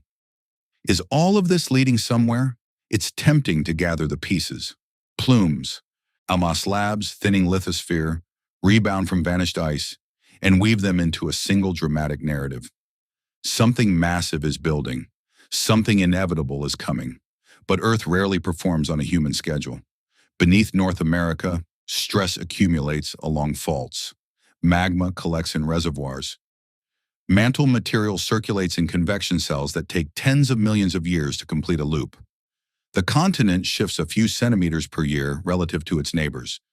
All of that is measurable. All of it is real. The debate begins when you ask, are these processes converging toward a major transition? Mainstream geology emphasizes that most tectonic and magmatic systems operate in quasi-steady states. Stress builds and releases cyclically. Magma accumulates and either crystallizes or erupts in comparatively small pulses. Even supervolcano systems like Yellowstone spend the overwhelming majority of their existence in non-eruptive phases. Yet patterns in deep time invite speculation. Supercontinents assemble and break apart on cycles of roughly 400 to 600 million years. Rodinia formed around 1.1 billion years ago and broke apart hundreds of millions of years later. Pangaea assembled around 300 million years ago and began rifting apart about 200 million years ago. Today's continents are fragments of that breakup. Historians still argue whether we are at the beginning of another supercontinent cycle, whether the Atlantic Ocean will eventually close, bringing North America back into collision with Africa or Europe. Some models predict a future supercontinent called Amasia, forming near the Arctic. Others suggest a configuration dubbed Pangaea Proxima, assembling closer to the equator. These projections extend 200 to 300 million years into the future. You have trouble planning dinner 3 days ahead. In closer to the present, there are more immediate debates. Some researchers have proposed that the North American craton, the thick, ancient core, may be undergoing subtle modification from below. Seismic imaging suggests that parts of its deep root may be thinning or chemically altered. Is this the early stage of craton destabilization, or simply localized mantle flow interacting with old structures? Historians still argue whether cratons can be significantly weakened without dramatic surface consequences, or whether their stability is far more resilient than current models suggest. Then there's Yellowstone. While current monitoring shows no signs of imminent supereruption, some scientists study patterns in the volcanic record to understand recurrence intervals. The three major caldera-forming eruptions occurred roughly 2.1 million, 1.3 million, and 640,000 years ago. The intervals are irregular. Does that irregularity imply randomness or incomplete data? Historians still argue whether supereruptions follow discernible cycles or arise from complex threshold-based processes within evolving magma systems. And what about intraplate earthquakes like those in the New Madrid seismic zone? Some studies suggest that strain accumulation rates there are lower than previously assumed, potentially implying longer recurrence intervals for major quakes. Others caution that paleoseismic evidence, geological traces of past quakes, indicates repeated large events over the past several thousand years. Uncertainty does not mean inevitability. It means incomplete resolution. A quirky tidbit: in the early 20th century, some geologists believed continents were permanently fixed and that major tectonic change was largely over. Within decades, plate tectonics overturned that assumption. Earth has a talent for humbling, confident conclusions. So when someone asks whether something massive is building beneath North America, the scientifically honest answer is both yes and no. Yes, in the sense that heat continues to rise from the mantle, slabs continue to sink, stress continues to accumulate, magma continues to intrude into crustal reservoirs. The continent is dynamic. No, in the sense that there is no clear evidence of a singular, continent-wide tipping point looming in the near future. Most geological transformations occur incrementally, punctuated by episodic releases of energy. An earthquake here, a volcanic eruption there, a basin widening over millions of years. What makes it feel dramatic is scale. You are small relative to the systems at work. A magnitude 7 earthquake is catastrophic at the human level.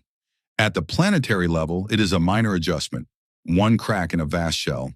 So some researchers explore the idea of mantle avalanches, where slabs that stagnate in the transition zone eventually sink into the lower mantle in large pulses, potentially reorganizing convection patterns above.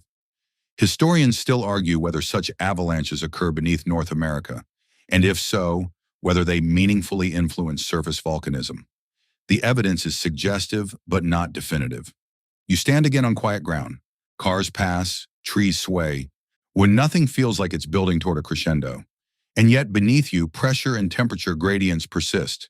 Chemical exchanges continue. Ancient slabs descend.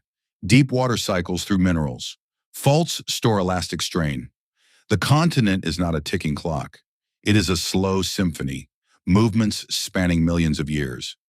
Something massive is always building beneath North America, because Earth's interior never stops evolving. But building does not necessarily mean breaking. It can also mean reshaping, renewing, recycling. You take a slow breath. The debate itself is part of the process. Models improve, data accumulate, instruments refine their listening, scientists revise their understanding. The ground beneath you is not static, but it is not poised on the edge of a single cinematic event either. It is engaged in a conversation with deep time, and that conversation has been going on far longer than you have been here to hear it. As you drift deeper again, not into rock this time, but into metal. Far below the mantle's slow churn, beneath the transition zone and the lower mantle's immense pressure, lies the outer core, a vast ocean of molten iron and nickel. It begins about 2,900 kilometers down and extends another 2,200 kilometers toward the center of the planet. You will never see it, but you live because of it. The outer core is liquid. The inner core at the very center, ours is solid, compressed into rigidity despite temperatures comparable to the surface of the sun, around 5,500 degrees Celsius. The pressure there is more than 3 million times atmospheric pressure at sea level. Your weighted blanket has nothing on this. Mainstream geophysics explains that as the inner core slowly crystallizes from the outer core, it releases heat and lighter elements into the surrounding liquid metal. This drives convection, swirling, spiraling motion in the molten iron.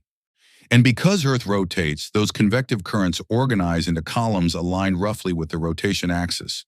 This movement generates Earth's magnetic field through the geodynamo process. Electric currents form in the moving conductive fluid. Those currents create magnetic fields. Those magnetic fields reinforce and sustain the currents. A self-sustaining loop, powered by heat from the deep interior.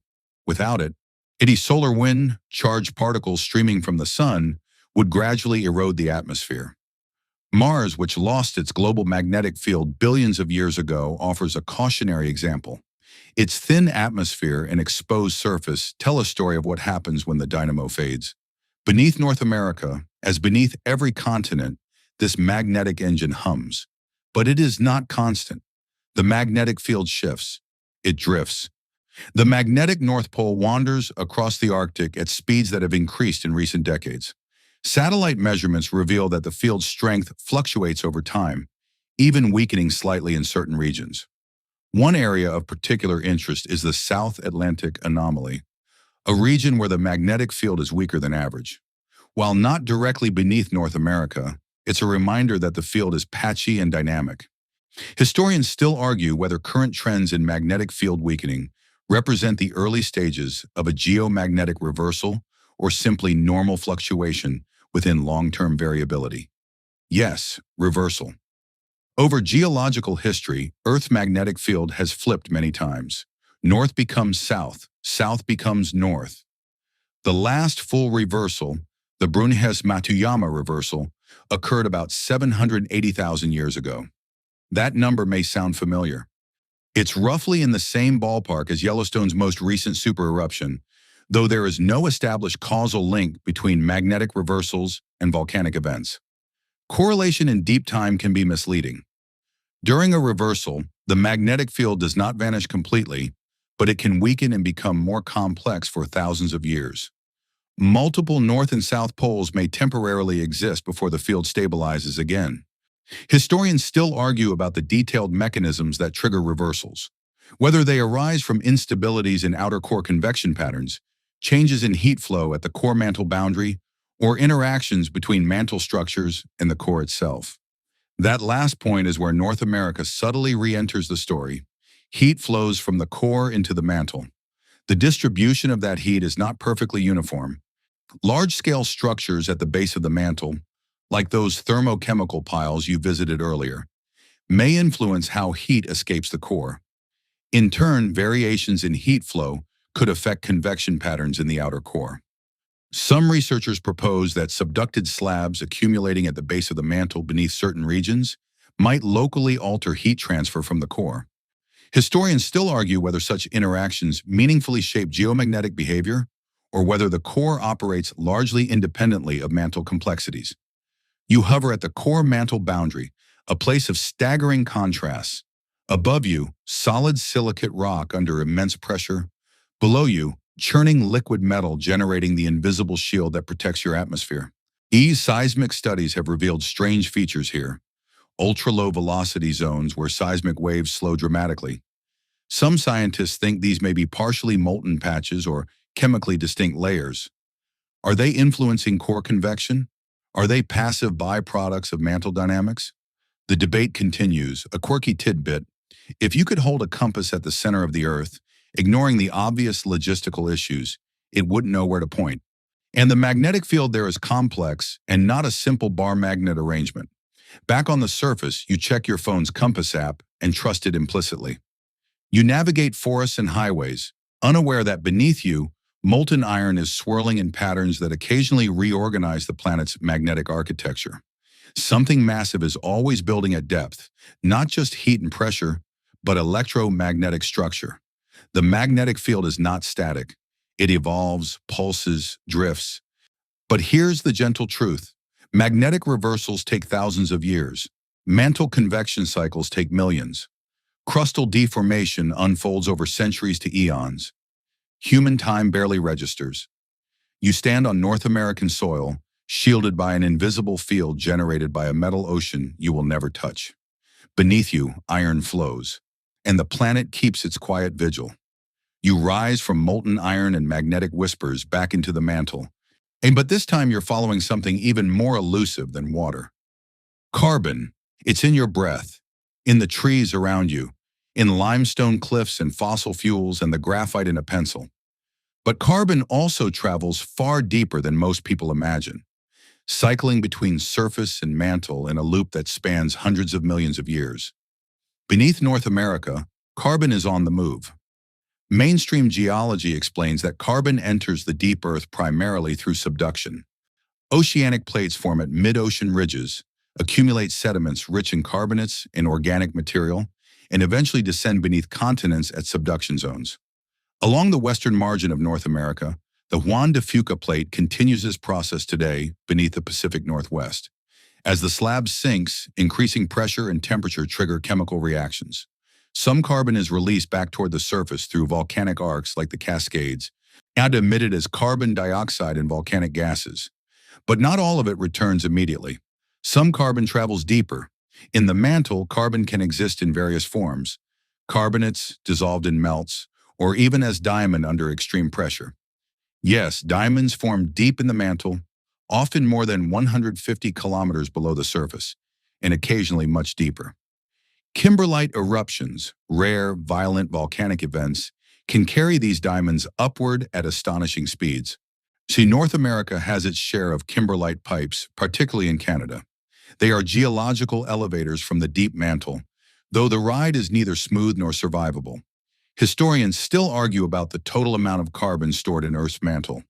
Estimates vary widely, partly because direct sampling is nearly impossible. We infer from volcanic emissions, mantle-derived rocks, and experimental petrology. And what matters is that the deep carbon cycle plays a role in long-term climate stability. Volcanoes release carbon dioxide into the atmosphere. Weathering of rocks on the surface removes CO2 over time, locking it into carbonate minerals that can eventually be subducted again. It's a planetary thermostat operating on million-year scales. You inhale slowly, aware that your breath contains atoms that may once have resided in magma beneath a volcanic arc. Beneath Yellowstone and other volcanic regions, carbon dioxide accumulates in magmatic systems. In fact, Yellowstone emits significant amounts of CO2 through its hydrothermal features, far more carbon dioxide than sulfur dioxide. The gas seeps through soils in some areas, creating zones where trees struggle to grow. A quirky tidbit: there are places in Yellowstone where carbon dioxide concentrations near the ground are high enough to pose a hazard in confined spaces. Park scientists monitor these areas carefully. Even invisible gases have geological stories. Carbon dioxide also dissolves into magma. Under pressure, it remains in solution.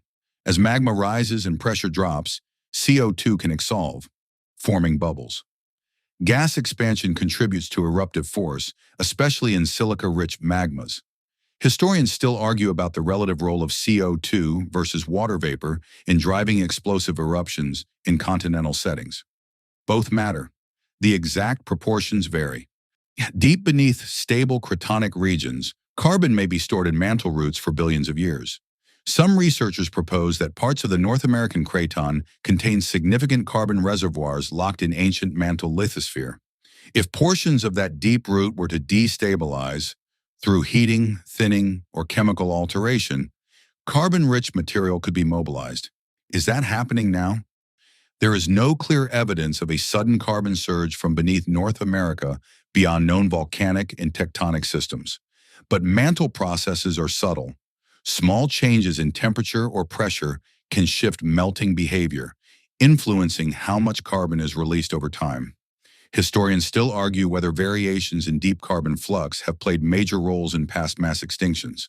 The large igneous provinces, massive volcanic outpourings like the one that formed the Siberian Traps, are associated with dramatic climate shifts. North America's Columbia River basalts, though smaller, remind us that the continent has experienced significant volcanic carbon release in the past. You imagine carbon atoms descending with a subducting slab, bound in limestone. Deeper and deeper they go, until heat and pressure rearrange their bonds. Some return through volcanoes, while some linger in mantle minerals. Some crystallize into diamond, waiting for a rare eruption to carry them skyward. Something massive building beneath North America might include carbon accumulation in magmatic systems. Incremental, quiet, dissolved in melt until conditions shift. But again, the emphasis is on timescale. The deep carbon cycle is slow, steady, measured in millions of years. You stand beneath a blue sky, trees breathing around you, unaware that far below, carbon trades hands between rock and melt, between slab and mantle, between solid and gas. The continent is not just stone and heat, it is chemistry in motion. And carbon, restless, adaptable carbon, is part of what connects deep earth to the air in your lungs. You return now to something deceptively simple, a crack, not a cinematic canyon, not a jagged chasm glowing with lava, just a fracture in rock, maybe a few centimeters wide, maybe several kilometers long, angling down through the crust. Faults are the punctuation marks of tectonics. Beneath North America, thousands of them thread through the lithosphere. Some are active and well-mapped, like the San Andreas Fault in California. Others are ancient and subtle, buried beneath sediment, detectable only through seismic surveys and careful fieldwork. You stand near the San Andreas now, where the Pacific plate slides northwest relative to the North American plate at about 5 centimeters per year. That's roughly the speed your fingernails grow. It sounds unimpressive until you remember that the plates don't glide smoothly. They stick. Friction locks sections of the fault together. Stress builds as the plates continue trying to move. Eventually, the stress exceeds the strength of the rocks, and the fault slips suddenly. An earthquake. Mainstream geology explains this through elastic rebound theory, first articulated after the 1906 San Francisco earthquake. The ground deforms elastically as stress accumulates, then snaps back when the fault ruptures. But not all movement is sudden. Some faults experience what's called creep, slow, steady motion without large earthquakes. Parts of the San Andreas Fault, particularly near Hollister, California, creep at measurable rates. Sidewalks warp gradually, fences bend over time. It's tectonics in slow motion. When historians still argue about what controls whether a fault segment creeps quietly or locks and produces large earthquakes. Factors include rock type, temperature, fluid pressure, and fault geometry. The deeper you go, the warmer and more ductile rocks become, altering how stress is accommodated. In subduction zones like the Cascadia subduction zone off the Pacific Northwest, things grow more complex.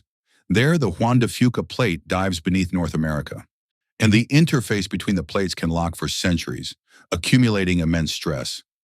Geological evidence, like coastal marsh deposits suddenly drowned by subsidence, indicates that around the year 1700, a massive magnitude 9 earthquake struck Cascadia. Japanese tsunami records confirm the timing. You imagine the coastline dropping suddenly, forests killed by saltwater intrusion, waves racing across the Pacific. Historians still argue about the recurrence interval of Cascadia megathrust earthquakes. Estimates suggest roughly every 300 to 600 years, but variability is significant. The last event was just over 300 years ago. Does that mean one is imminent? Not necessarily. Recurrence intervals are averages, not appointments. Meanwhile, deep beneath some faults, something quieter happens. With slow slip events, sometimes called silent earthquakes, occur when a fault slips gradually over days or weeks without producing strong shaking. Instruments detect subtle ground motion. In Cascadia, these slow slip episodes occur roughly every 14 months in some regions. They release some stress, but not all of it. Historians still argue whether slow slip events reduce the likelihood of a major earthquake by relieving pressure, or whether they are part of a loading process that eventually contributes to a larger rupture. Then there are fluids. Water at depth can reduce friction along faults. Elevated pore pressure effectively pushes fault surfaces apart slightly, making them easier to slip. Natural fluid migration, or human activities like wastewater injection, can alter fault stability. Remember Oklahoma's induced earthquakes? Same principle.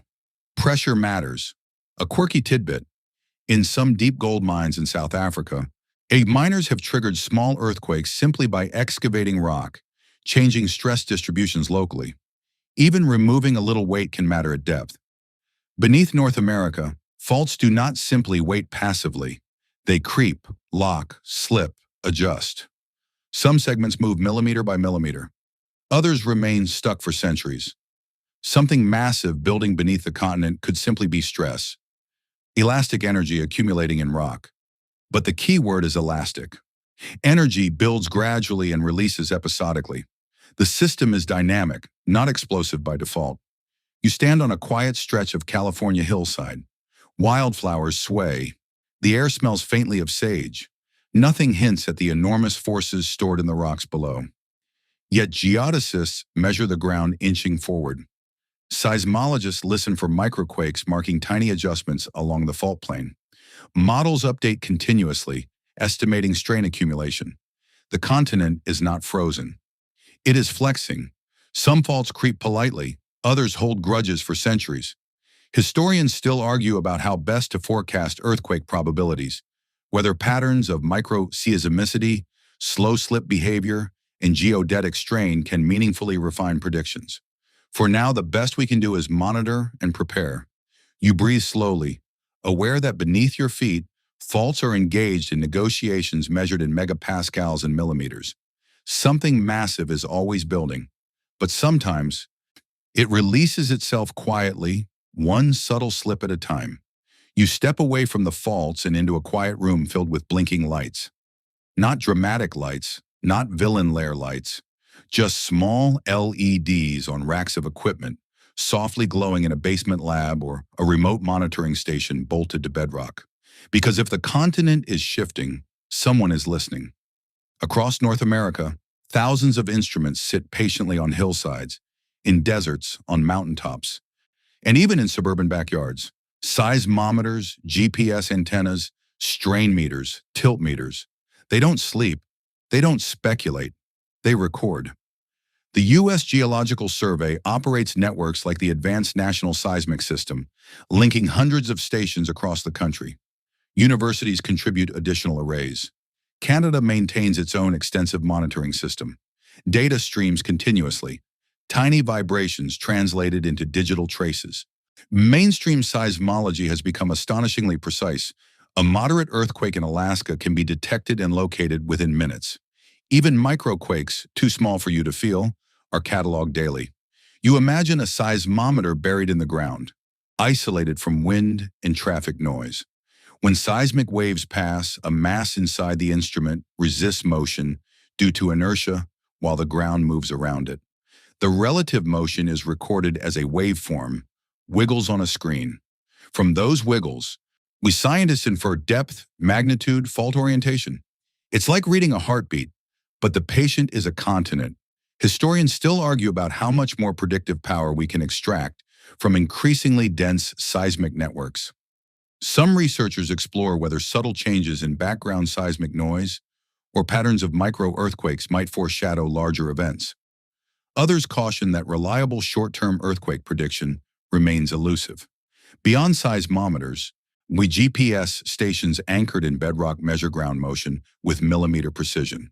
They track the slow creep of the San Andreas Fault, the uplift from glacial rebound, the extension of the basin and range.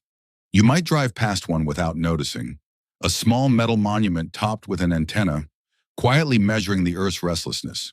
There are also satellite systems. The INSAR interferometric synthetic aperture radar uses radar pulses from orbiting satellites to detect tiny changes in ground elevation over wide areas. By comparing repeated passes, scientists can map uplift, subsidence, even the inflation of magma chambers. Yellowstone's subtle breathing, detected from space. A quirky tidbit, some volcanoes have inflated by just a few centimeters over months, and satellites have caught it, like watching a cake rise, except the oven is 10 kilometers underground. Rush strain meters installed deep in boreholes measure minute deformations in rock. They can detect changes smaller than the width of a human hair over kilometers of crust. In Cascadia, these instruments have revealed the rhythm of slow slip events.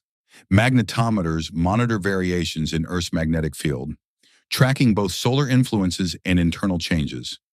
Gravimeters detect tiny shifts in gravity that can indicate mass redistribution underground, like magma moving into a reservoir. Historians still argue about whether combining these diverse data streams, seismic, geodetic, magnetic, gravitational, will eventually yield breakthroughs in forecasting volcanic eruptions or large earthquakes. Machine learning algorithms now sift through enormous datasets, searching for patterns invisible to human eyes. Some early studies suggest that subtle seismic signatures may precede certain volcanic eruptions, but translating that into reliable, real-time warnings remains challenging. The Earth does not always repeat itself neatly. You stand outside again, perhaps unaware of the silent network beneath and above you.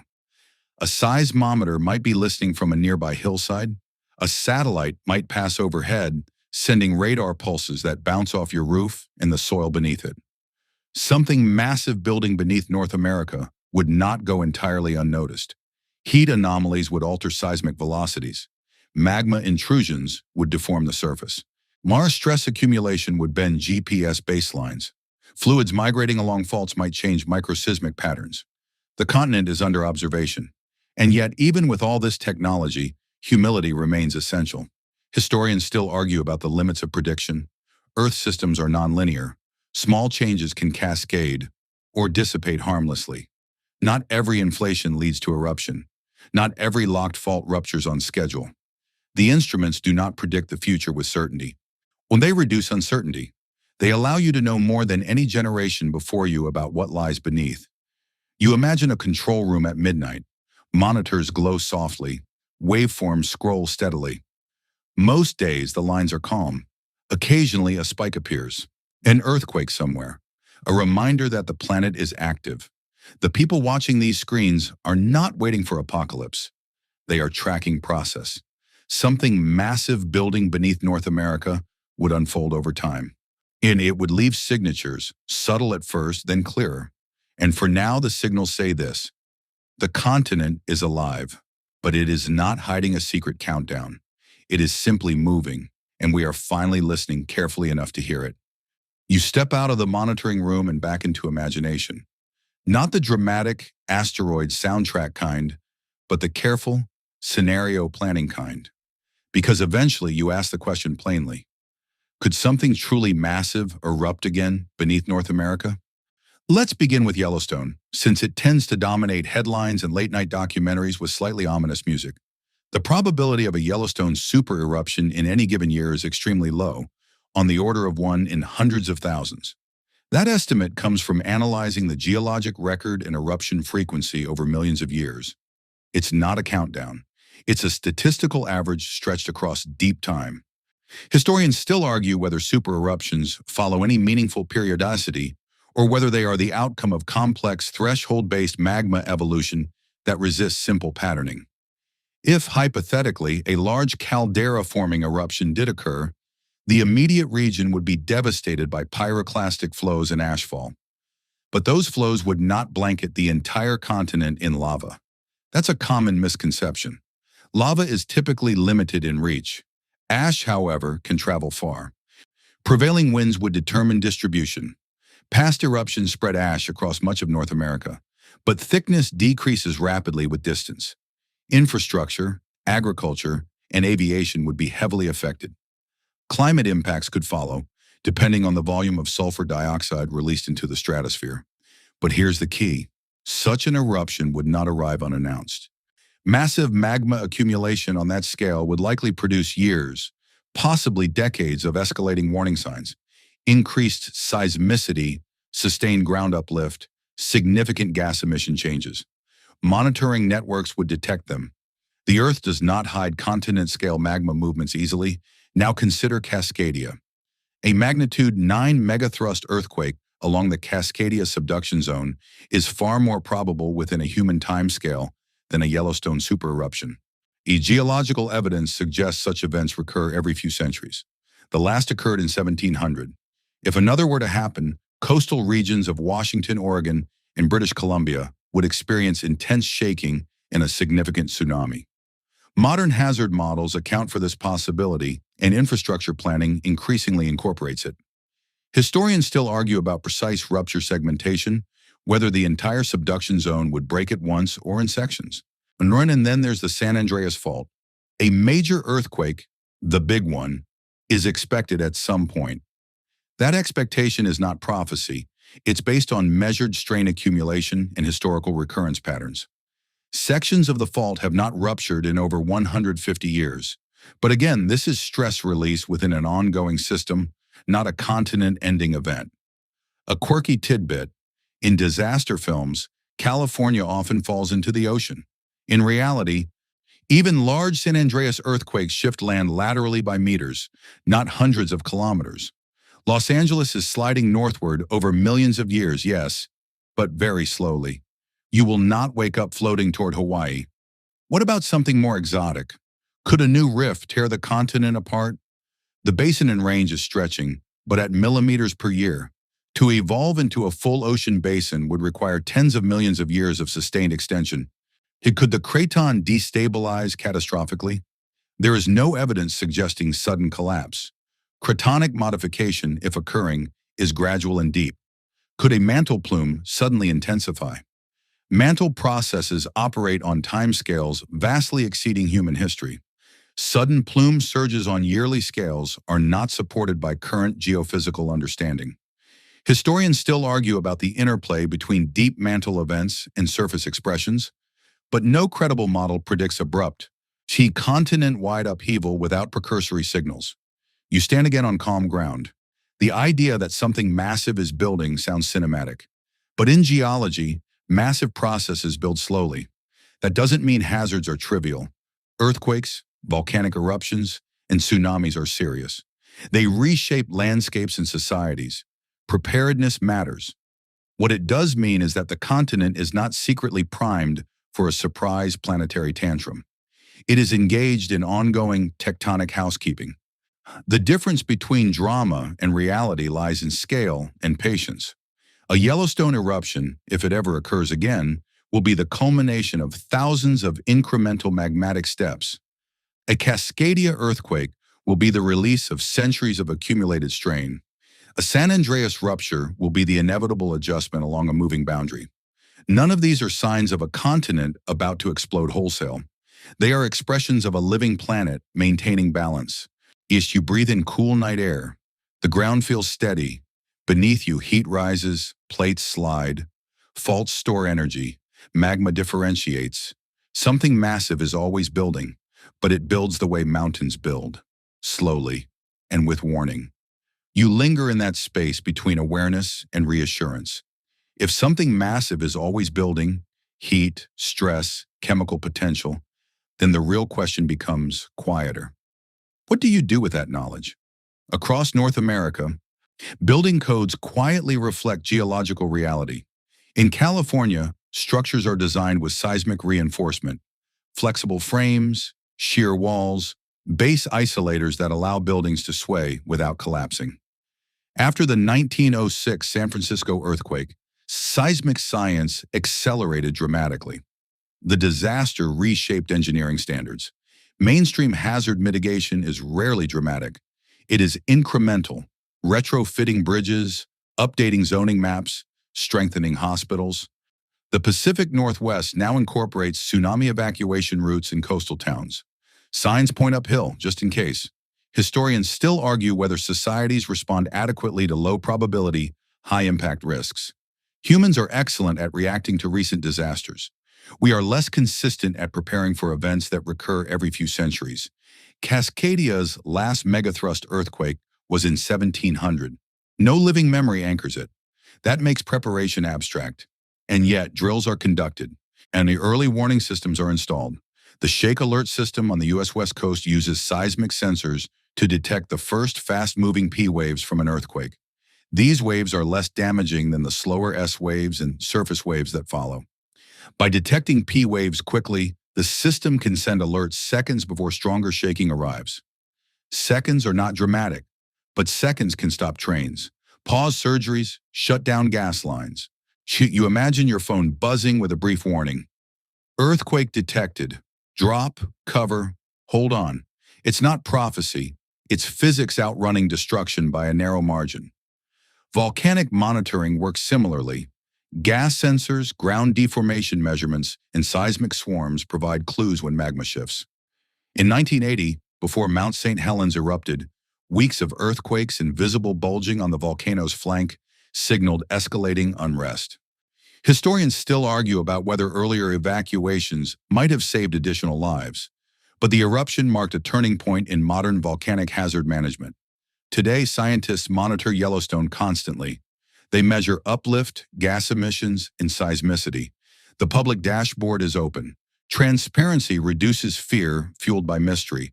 A quirky tidbit: some volcano observatories have webcams streaming 24/7, so anyone can watch a mountain breathe steam in real time. Geological ASMR. In the central United States, earthquake preparedness is less ingrained, but it exists. Retrofitting of bridges in the New Madrid region has increased. Hazard maps guide infrastructure planning. Insurance models incorporate seismic risk. Preparation is not an admission of imminent catastrophe. It is an acknowledgement of process. Beneath North America, tectonic forces do not consult calendars. They operate continuously. Preparation aligns human systems with geological systems, one it accepting that stress accumulates and occasionally releases. You think about resilience. Resilience is not about preventing the earth from moving. It is about designing societies that can absorb motion and recover. Japan offers a powerful example. Frequent earthquakes have shaped building practices and public awareness. North America, with its varied tectonic regimes, adapts unevenly, but learning continues. Historians still argue about how best to communicate geological risk without amplifying unnecessary fear. Too much reassurance breeds complacency. Too much alarm breeds paralysis. The truth lives between. Something massive is building beneath North America, but it has always been building. The continent exists because of it. Mountains rose because of it. Basins formed because of it. Volcanoes enrich soils because of it. The same processes that generate hazard also generate landscape. When you walk through a valley carved by tectonic uplift and erosion, you cross a bridge anchored into bedrock shaped by ancient collisions. You drink water filtered through sediments deposited in basins formed by crustal stretching. You are surrounded by the outcomes of deep forces. Preparation does not mean expecting doom. It means recognizing continuity. Seismometers will keep listening. GPS stations will keep measuring. Satellites will keep mapping subtle shifts in elevation. And engineers will quietly reinforce structures, not because the continent is about to rupture entirely, but because it is alive. You take a slow breath. The knowledge that something is always building beneath you does not demand panic. It invites humility, and perhaps a well-secured bookshelf. You return now to stillness, not because the continent has stopped moving, But because you have learned how to see motion inside stillness, you stand once more on North American ground. Maybe it's desert, maybe forest, maybe a city sidewalk humming faintly with traffic. The surface feels solid, dependable, almost stubborn in its quiet, and yet you know better now. Beneath your shoes lies crust assembled from ancient collisions. Africa once pressed against it, island arcs once fused into it. Beneath that, mantle flows in slow convection, carrying heat upward from a core of swirling iron. Slabs of long-vanished ocean floor continue sinking, and water hides inside minerals half a thousand kilometers down. Carbon cycles through rock and magma. Faults store stress, some creep, some weight. Something massive is always building, not a single explosive secret, not a continent-sized trapdoor waiting to open, but a continuous, patient rearrangement of energy and matter. North America is not a static platform, it breathes. The basin and range stretches a few millimeters each year. The San Andreas slides quietly northwest. Heart of the Cascadia interface locks and releases over centuries. Hudson Bay rises as the memory of ice fades. Yellowstone's caldera floor lifts and falls by centimeters, like a sleeping giant turning over. Historians still argue about mantle plumes and slab windows, about craton stability in deep water volumes, about magnetic reversals and carbon flux. That ongoing debate is not weakness. It is the natural rhythm of science refining its understanding of a planet too large to hold in a single theory. A quirky thought: if you could speed up Earth's processes by a factor of 1,000,000, continents would ripple like fabric in wind. Mountain ranges would rise and crumble before your eyes. Oceans would open and close in graceful arcs. Faults would flicker with constant motion. But at human speed, the dance feels still. You place your hand on the ground. It feels cool, unmoving. Deep below, temperatures rival the surface of the sun. Pressures crush minerals into new forms. The molten iron generates an invisible magnetic shield. None of it announces itself to you with drama. And that's the quiet revelation. Something massive building beneath North America is not an anomaly. It is normal. The planet's interior has been active for over 4 billion years. Continents formed, broke apart, and reassembled. Volcanoes erupted and fell silent. Ice sheets advanced and retreated. Life adapted, evolved, diversified. You are here because Earth is dynamic, not despite it. If the mantle did not convect, there would be no plate tectonics recycling carbon and stabilizing climate. If faults did not slip, stress would not reset. If volcanoes did not erupt, nutrients would not replenish soils. The hazards are real. Earthquakes will occur again. Volcanoes will erupt again. Coastlines will shift. But these are chapters in a long, continuous story, not the end of it. You exhale slowly. The ground beneath you is not a ticking clock. It is a living system balancing heat and gravity and chemistry in motions too slow for daily notice. Seismometers will keep listening. Satellites will keep watching. Scientists will keep arguing, gently, persistently, about what the deepest images mean. And you will keep standing on this thin crust, floating above currents of rock and metal, protected by a magnetic field born in fire. Something massive is building. It always has been. But it is building mountains, shaping basins, a renewing crust, more often than it is building catastrophe. Now let your awareness soften. Picture the continent from far above, forests dark against pale plains, rivers threading silver through valleys, mountain chains casting long shadows. Beneath it all, a layered sphere of motion, slow and steady. The earth turns, the mantle flows, the core hums, and you rest on the quiet surface of something vast and patient. There is no rush, no countdown, just a planet doing what planets do. Settle into that thought. Feel the steadiness, even within motion, and let the deep, unseen rhythms of the earth fade into a gentle background hum.